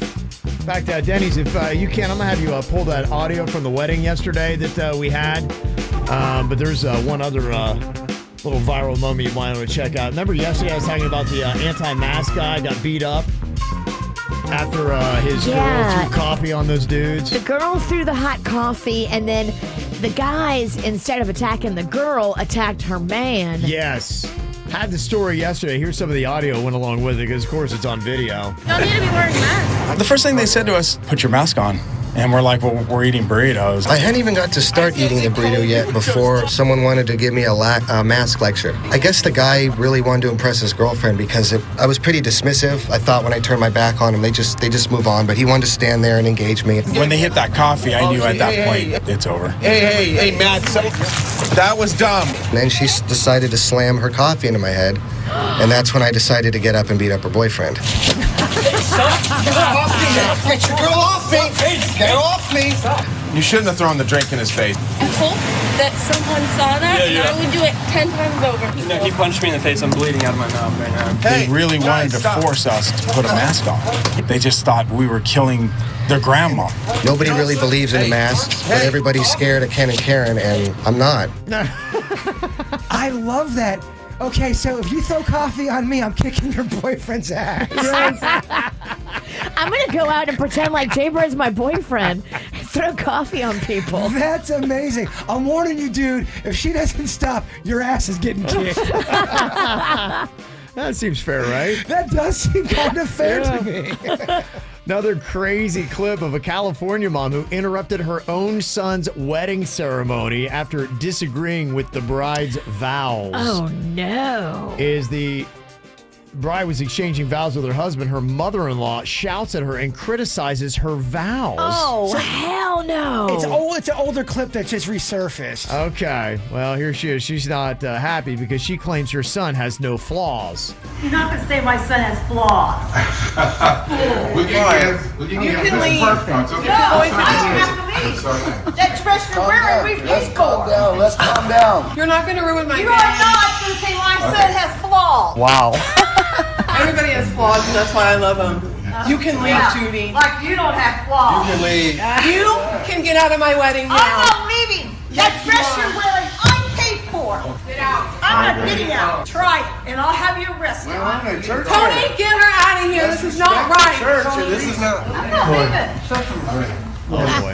You show respect. You left your daughter as well. Let's just calm down. Let's say, hey, we don't need this. We don't need this. I don't want to hear these flaws about All my right. Oh, he's in for a lifetime of fun, isn't he? I bet that happens a lot when during the vows, one of the parents don't like what the person says, and they chime up. I'll accept you with all your flaws. He doesn't have any flaws. I do admit, though. Gosh.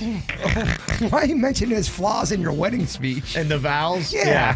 Hey, even though you're kind of gross, you have terrible breath, you're balding. You're not the best lover, but you got your flaws. I love you. I'll This say is I great. do anyway. I'm just that nice. The couple did get married, and I'm sure he's completely miserable. Oh, man.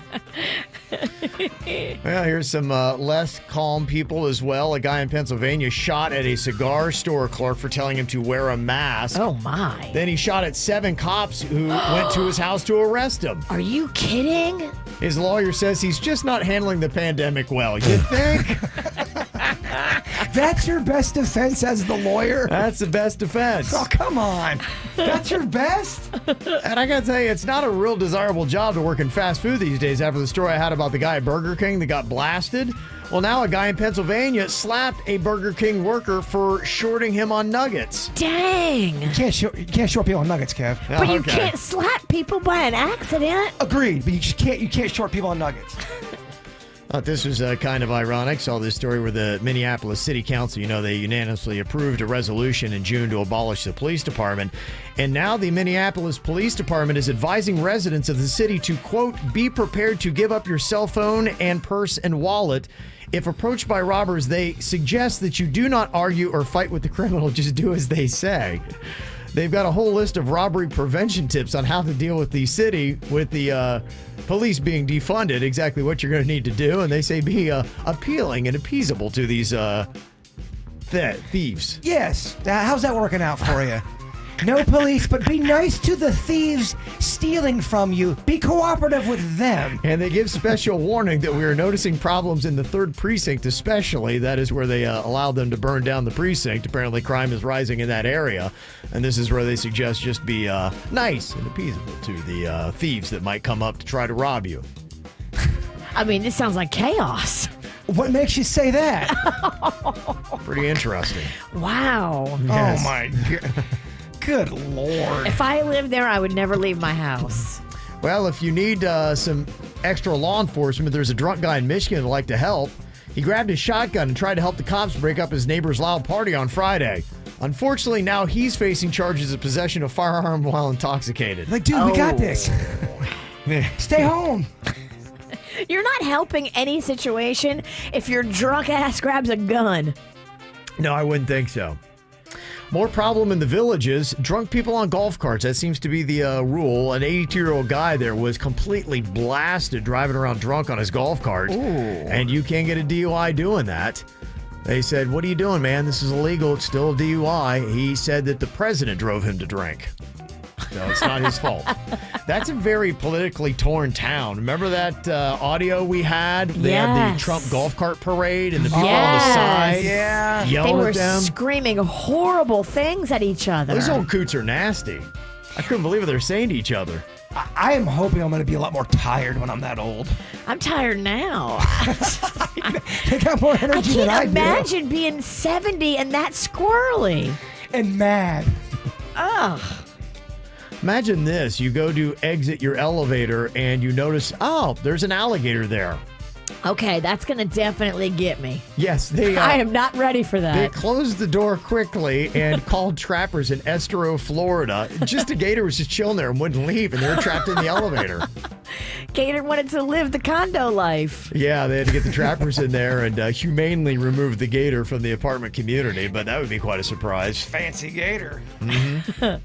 There's also been a trend of people getting backyard chickens during the pandemic. I love backyard chickens. Yes. They won't let me do this with my HOA, but if I lived someplace where I didn't have an HOA, I would totally have free roaming backyard chickens. Yeah, they sound like fun. The only problem is there's now been a huge spike in salmonella cases. Oh, are they making backyard chicken patties with them? Why? Because there's no egg pasteurization or what? Well, you got to watch on making sure if you don't know how to handle the chickens and if you're eating them for meat or even the eggs, there is a process that has to go along with it. So I would read the guidebook. You gotta cook them. You gotta thoroughly cook your egg. Mm-hmm. But are they also bringing the chickens on the backyard to eat them? Some people might, yeah. They raise chicks and they have chickens, and there you go. You got your own farm-raised chicken right there. My mom grew up with what she thought was pet chickens, and then all of a sudden they're having chicken dinner, and she's having to get it broken to her that's her pet chicken they're eating. I think that is so messed up. Yeah. You can't tell the kid before. I don't know, man. It was hardcore growing up for them, and then after that, when they finally, told her what was up, when she was like 5, she learned that she ate her pet chicken. Oh, geez. And then after that, she said that they stopped keeping it a secret from her, and her family members, like her uncles, would go out and grab the chicken by the neck and swing it around, break its neck, lay it down on the wood, and chop off the neck in front of her. I mean, I get how that, you're eating food and all that, but when you have an emotional attachment to an animal, That's and then a tough way to go, you get the M. Night Shyamalan news as you're eating and digesting your pet. You ate your chicken. There's got to be a better way, man. There's got to be a better way. Yeah, the salmonella apparently happens a lot from the poo, and then you also have to wash the eggs with your hands. So people are apparently a little yucky and not doing all that. So there you go. Okay. Mm-hmm. Coming up here in just a couple of minutes. Boy, this sounds like an interesting ride at Disney in Orlando. Apparently one of the rides there had a little bit of a quirk to it. Somebody almost had a little bit of a calamity on their hands. Have you ever been on an amusement park ride and it malfunctions? Yes. Yeah. With my daughter. What happened to you and what happened at Disney and what ride? I'll let you know next. This is 97.9 WRMF, Palm Beach. You ever been on a theme park ride when it malfunctions? Gosh, that would be just, ugh. Yeah. I remember one time I got on, I can't remember, it was one of those carnival rides, and it was one of the ones that kind of like spins you around really fast. I think it might have been Tilt-A-Whirl or something like that. And I remember the bar didn't lock, and it was coming up, and I was having to hold on to the side because the bar was just, it goes down and locks. The guy's like, okay, and just dropped it, and it didn't ka-ching.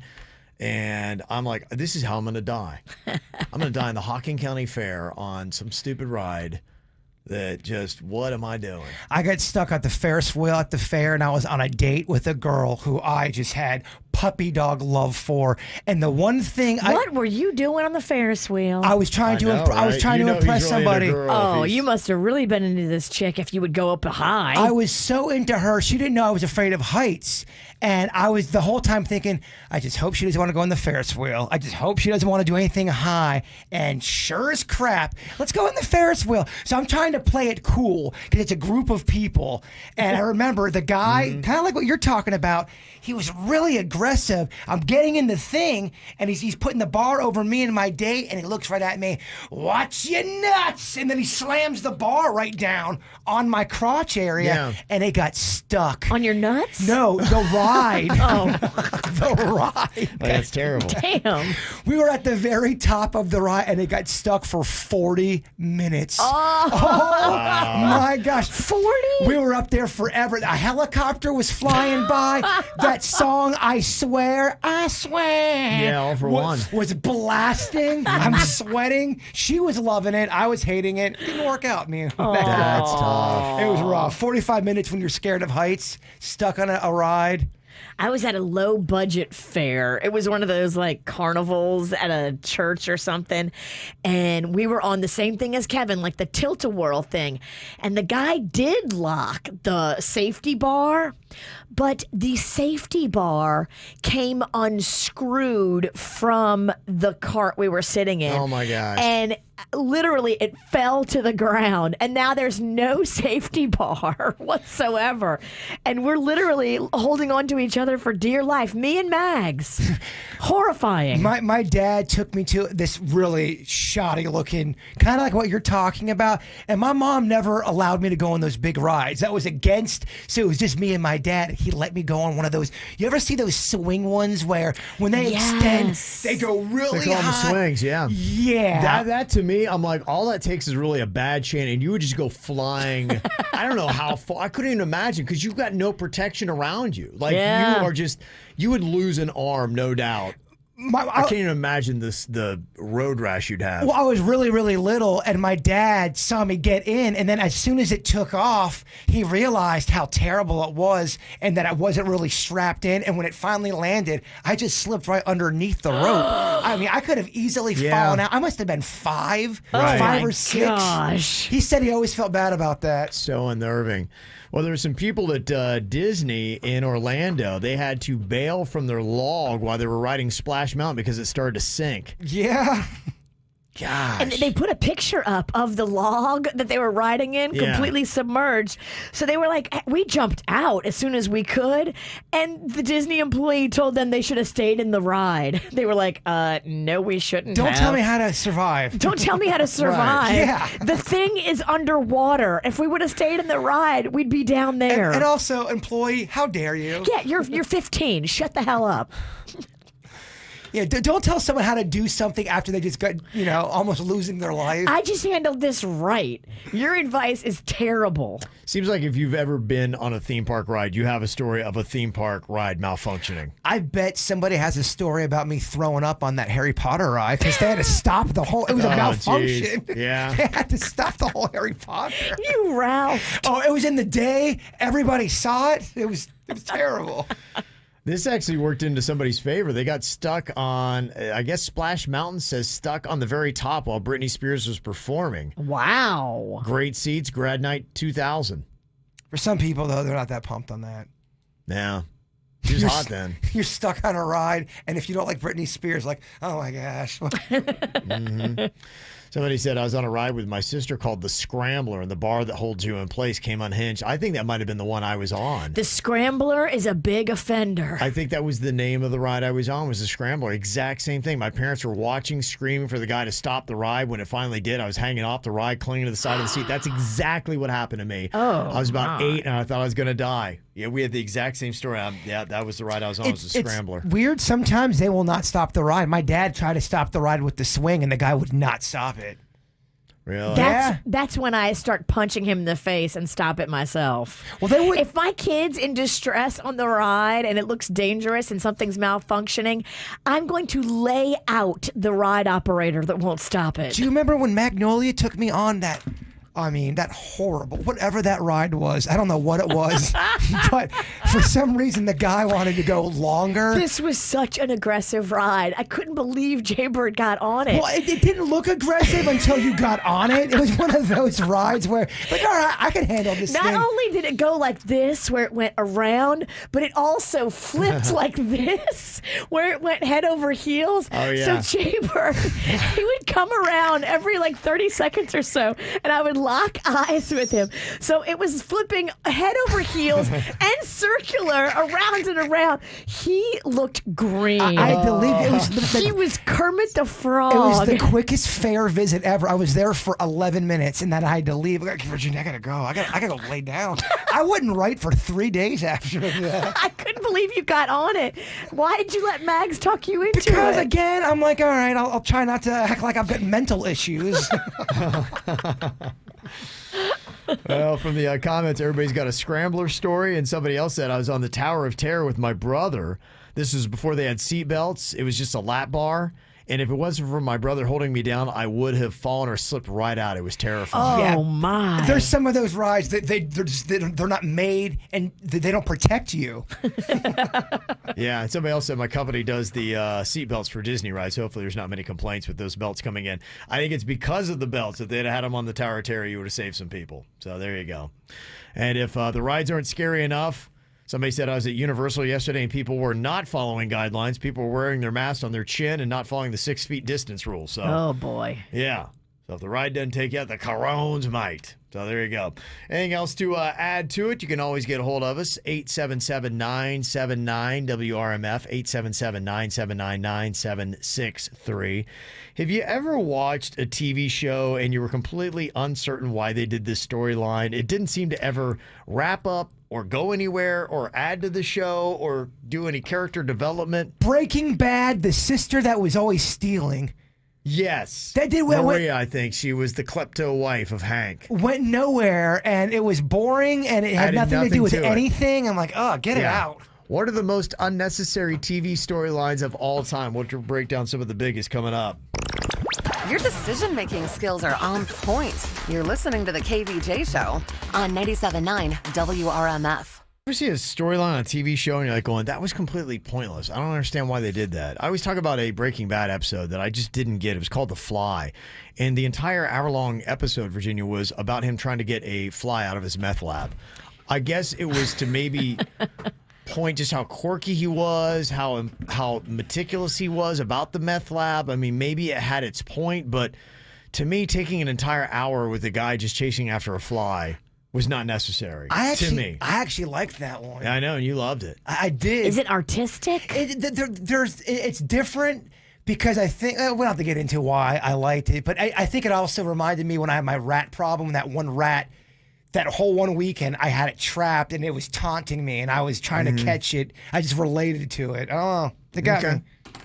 Yeah, that would be one of mine, but there's more elaborate storylines that BuzzFeed listed that were completely unnecessary with TV shows. The Sopranos did one, and I love The Sopranos, and I loved this season. And all of a sudden, in the middle of the season, they put this weird episode about Columbus and how they were all mad. The Columbus parade was getting shut down, and all the Italian guys are mad. It had nothing to do with the storyline. I'm like, all right, can we move on from this? It just seemed like a weird diversion, especially if you're watching a TV show that is progressing along and you're really looking forward to the next episode as they progress the storyline you care about. Yes. The one that's important, why everybody's watching, and then they throw something odd in there. You're like going, okay, this did nothing to progress the storyline. That's what it did. I just feel like I wasted an hour. I hate that. And, sometimes they go longer than that. I used to watch the TV show Scandal, and, yeah, I'm not sure what this ultimately did, but they listed Olivia being kidnapped on that show as being one of those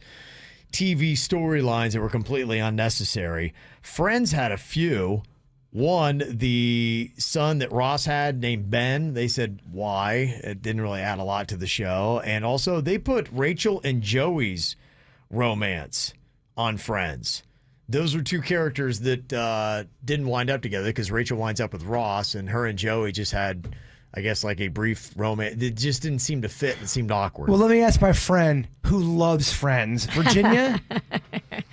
I don't care. Friends to me is just boring. I don't get it. I know everybody loves it. I'm the oddball. You saw Gilmore Girls, Jay Bird? Yeah, Gilmore Girls was... You would hate the Gilmore Girls big time, Kevin. You would not like it. And yeah, there's always a weird storyline. Which one are they talking about? Luke discovering he had a daughter. Yeah, you didn't need it.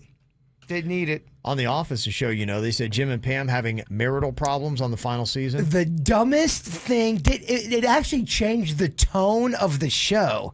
They try to throw in some drama / heart in there. The guys, reel it in. The worst storyline, by the way, of The Office was really? Big time. So you agree with that one? Big time. For How I Met Your Mother, they have Ted going back to Robin on the series finale. So they said that was dumb. KVJ show. Virginia acting like she had pink eye. Don't know if that really... You're right. Unnecessary storyline. Yeah. Got me out of work. It did. TV storylines that were completely unnecessary.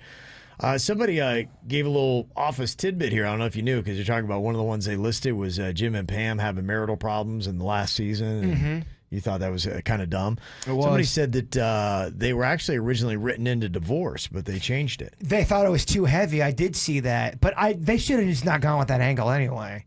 Yeah. Just the whole of them getting into a fight, because it didn't make sense with the whole show. Somebody else said, and I kind of agree with this, the last episode of Seinfeld where they all end up in jail for being bad people. A lot of people were very disappointed with that finale, because I remember the build-up to the final episode of Seinfeld, and people were talking about, in fact, they thought they had leaked storylines of how it was going to wrap up, and it was all these really pretty genius storylines that people were expecting. So the expectations were high on what it might be, and then it ended up, it was a surprise, but not in a good way. I was on the radio in Mississippi, and we did a big, massive, watch party, and there was, hundreds of people that showed up at the Bombay Bicycle Club to watch the show together, and at the end, everybody was like, One of my let me down. One of my favorite Curb Your Enthusiasm storylines is when they bring back the whole Seinfeld cast to do a reunion Seinfeld show. That's the storyline in Curb Your Enthusiasm. And Jason Alexander always has kind of a slight with Larry David. He always has something to say. And he's like, well, so he's talking to Larry David. He's like, I'm so glad we're doing the reunion. It's great. We can finally, go out on top. We can finally not have that, that bad ending. And Larry David's like, bad ending. It was a great ending. And that's, he addresses how everyone hated the ending, but he still loved it. It was a great ending. It was a great ending. Somebody texted and said the musical episodes of Grey's Anatomy completely unnecessary. Yeah. Anytime they take a show and they make it a musical for an episode or two, you're like, what are we doing? It's always a weird, It's just different because it's a medical drama. You're like, wait, what? It's a bad device. But I bet them as actors, yes, we can show off our chops. Yeah, some of them are probably theater people going, this is going to be great. And they love it and they do it themselves and nobody in the audience likes it at all. Some of the other ones on Glee. Shows about singing. Quinn getting into a car accident and ending up in a wheelchair. They felt was completely unnecessary. If you like Pretty Little Liars, Spencer having an evil twin at the end. That evil twin has been done so many times on soap operas. I think every soap opera's done it 100 times. Everyone. It is so dumb. It is. All the time they do it. It must work because they keep doing it. It's either the evil twin or it's been a dream. Those things have been done. Yes. Another one they said, 11 finding her siblings on Stranger Things, completely unnecessary. Coming up here in a couple of minutes, a relationship expert says don't date guys in their 30s. Don't date guys in their 30s. Why do they say that? We'll tell you next. This is the KVJ Show on 97.9 WRMF. Don't date guys in their 30s. That's at least what one relationship expert is saying. Don't do it. It's a bad idea. Why do you think they're saying that? I don't know. I also like to do a little deep dive with this relationship expert and see how great they are. Yeah, and for all my cougars in their 50s, you girls date guys in their 30s all you want. I just noticed a lot of experts usually aren't really an expert. Right, they got a lot of problems themselves. Yes. Well, this relationship expert in Australia thinks that the majority of guys who are single in their 30s are single because of commitment issues. So she recommends dating divorced guys in their 40s because at least they've shown that they can commit at least for a decent amount of time. So better to have a divorced guy in his 40s than a single guy in his 30s. What about a guy in his 40s that's never been married before? Yeah, you would definitely be a massive red flag. I mean... Massive red flag, my man. You're so red, your flag's on fire. Yeah. Yeah. Don't touch that cat. Write an article on that. Boom. Yeah. Can't tame this wild stallion. Are you a bird or are you a horse? You're going to say wild bird. You're a wild horse, not a bird. I'm Jay Bird, so. I know, but roam free. Fly free. Is there ever anything to it? I mean, look at George Clooney. That was a guy that was single forever, and he got married, and he seems like it's going great, and he's got a family, and everything's all good. He's miserable. You can't compare celebrities with normal people. They're in a different situation. They have money. They've got too many things that are going to help them out. Yeah. George Clooney and George from Port St. Lucie are going to be in a different situation. And it seems kind of crazy. If you're George Clooney, of course you're not going to get married. Yeah, he waited a while. Yeah. And that doesn't make him damaged goods, right? I think George Clooney wakes up and goes to bed every night just fine. Oh no, people think I'm damaged goods. Something tells me he got that wild streak out of his system, and then finally he was like, all right, let me just settle down, and she looks great. He got old. The batteries run out after a while. I kind of admire that guy. I mean, I think there's really about two different ways that you can do it. You can have your kids really early, and then you can have fun after they kind of grow up and get out of the house. Or you can say, I'm going to live my life and have a good time, and then when I'm ready to slow things down and pump the brakes, then I'm going to get married and have kids and all that. And some people do that a little bit later on. And you could probably argue either one solidly for what is a better plan. It probably comes down to the individual with what is good for you. Sure. I know, honestly, the one thing I think is bad is sometimes people think they want a kid. They flippantly go into it. They have a family. They're not done partying. And they got to get a lot out of their system. And they wind up not being the best of parents, and they kind of continue and live that life anyway, when they should have waited until maybe they were in their 40s and they started to slow the engine down a little bit before they had kids. You also don't want to be at a certain age when you're older and you're struggling financially. You're older. You don't have enough energy, and now you're in that situation too. Like a Clooney, he waited, but if Clooney didn't have any money in the bank, he probably would have not wanted to, do that domesticated route. Well, I think the argument, for more people are typically more financially set as you get a little bit older than when you're younger. And so that might typically be an argument for waiting. Except if you factor in COVID. That's changed the game for a lot of people. It has. Yeah. I do know if you don't have kids or get married after a certain age, people got something to say. They want to know what's wrong with you. Why haven't you done it? It's always either commitment issues. Somebody's always chirping at the bird. Always. See, it's a weird stigma that people think that way, because I'm always like going, good for him, man. Yeah, my guy friends quietly away from everyone, they're like, dude, you've done it the right way. How do you do this? You're like, yeah, they're very jealous. Wait, you can do whatever you want with your own money? Yeah. You can just go to the bar if you want on a Tuesday? I go home, no one yells at me. It's pretty amazing. You're doing it right, my man. Pretty amazing. It is some pretty amazing stuff. Well, it looks like some of the cases of coronavirus are starting to drop nationwide, and in South Florida, we saw a little drop.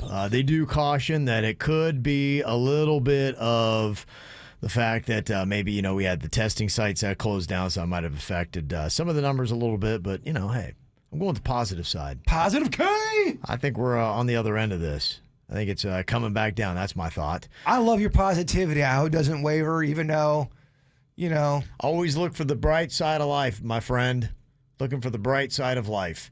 And, yesterday had just 4,752 new cases of COVID. That was a crazy low number. There were 73 new deaths that had happened, so that is one of the numbers that you're keeping an eye on. But things are changing a little bit. And the reason why I look at the numbers is because it affects what we're allowed to do. And things are changing a little bit. Broward County just got rid of their nighttime curfew. Oh. Yeah. All right, Mama, you can go out. I wasn't going to go before. Not going to go now, but it's good information. They didn't really say exactly why, but it seems like they're giving that up in favor of pushing code enforcement harder to go out and start levying fines for people that are not doing what they're supposed to be doing. Now, they still are going to be shutting down restaurants for on-site dining from 10 p.m. until 5 a.m. In Broward County. And Fort Lauderdale has asked for code enforcers to come out and help reinforce between 10 p.m. and 2 a.m. Because I've heard a lot of stories when I had said that one time. Somebody said, I was just in a place last night at 1 a.m. That's not true. And I'm like, If you were there at 1 a.m., it's certainly not what they want you to be doing. Right. You may have been there and you that may have happened, got away with it. But that doesn't mean that the ordinance has changed. That means that they're completely violating the ordinance and they don't care what the city is saying. Summer of fun, Kev. Yeah. So now they're going out and they're patrolling a little bit harder and checking on the, things that are happening out there to give out the fines. And the one thing, too, is those big house parties. That was the one I was telling you about that I was a little bit where it's like if they go to your house and you've got people that are in there not wearing a mask, they give you a $1,000 fine for each person that's there. So apparently they're going to maybe start cracking down on those kind of things a little bit more. If you're having that COVID hoedown, they're going to get you. Yeah. Hoes love a COVID throwdown. Mm-hmm. Is that what you said? COVID hoedown. I wouldn't go in that way, but yeah, it applies. Yeah. There's still the curfew going on Miami-Dade from 10 p.m. to 6 a.m. And Palm Beach County doesn't have one countywide, though restaurants have to close at 11 p.m. So that's what they're doing. So, if the numbers do improve, then maybe you'll start to see things, loosen up a little bit, maybe. Ladies and gentlemen, Positive K. That's it. Thank you, Positive K. That's what I'm here for. That's what I'm here for. Let me see. Got some nice little positives, too, and I thought it was kind of cool. We took a moment for it on our Facebook page. Why has 2020 actually been the best year for you? Because everybody will, sit there and complain, this is terrible, and laid off, and illness, and all that kind of good stuff. But there are a lot of people that had some good baby news, and a lot of people were really enjoying being home to see, like Melissa, she said, I got to see my kids' first steps. If it weren't for COVID, I wouldn't have been able to do that. Oh, that's a good happy. Mm-hmm. I thought so, too. So there's a lot of COVID babies that people are talking about, like Dawn is having one. And she had a really cool story, too, because she said, my husband and I welcomed our first baby, and I got to work from home for most of the third trimester.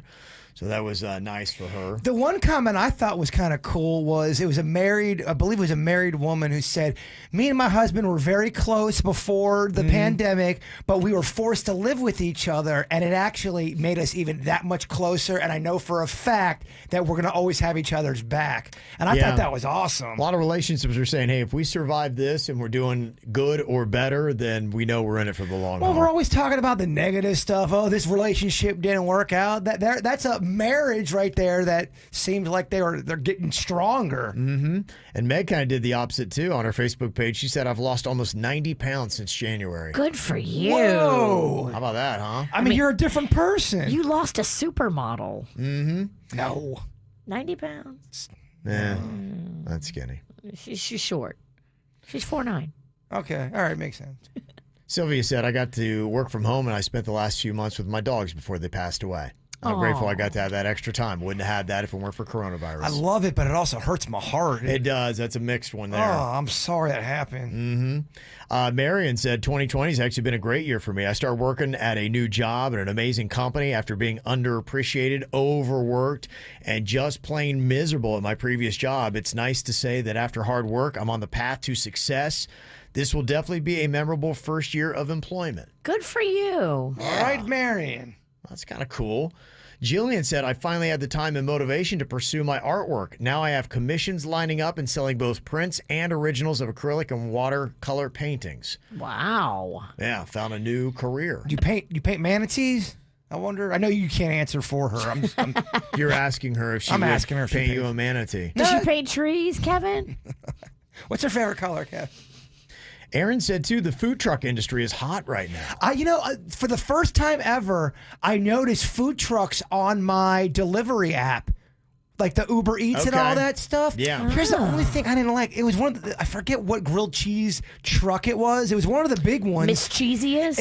I don't want to speak out of turn. It was a grilled cheese truck, but it did not offer just a regular grilled cheese on there. What? It had 9 different items, and none of them were regular grilled cheese, and you couldn't go in the app. What the heck? Yeah, to adjust it. That's bizarre. It was bizarre and a little heartbreaking because I was about to make a big order. Big, huge. Like the pretty woman of food trucks. Big, huge. Summer said she's done what Denny's and you're about to do, Bird. We bought our first house at an awesome interest rate in 2020. This has been a great year for me. That is the one thing that has been good is the interest rate is low. Hope it stays there. Yeah, I think it should. The inventory's also low. That sucks. It does. Not a lot of houses on the market right now. Good time to look. I also wanted to bring attention to this. It's called Guacathon 2020. Joaquin Oliver, he was one of the kids that were killed at Marjorie Stoneman Douglas High School in the shooting in 2018. He was 17 at the time. His parents are holding a 20-hour online event this week to raise awareness against gun violence. It would have been his 20th birthday, and so that's why they got the Guacathon 2020. Joaquin, his nickname was Guac, and so that's why they're doing that. And the really cool thing about this is some of the celebrities that have stepped up in this marathon.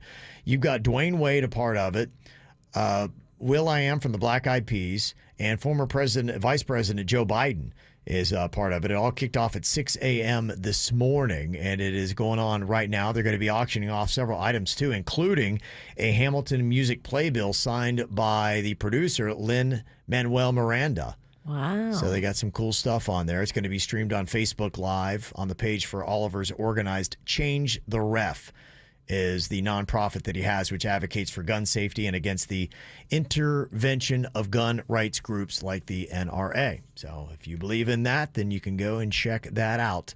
Guacathon 2020.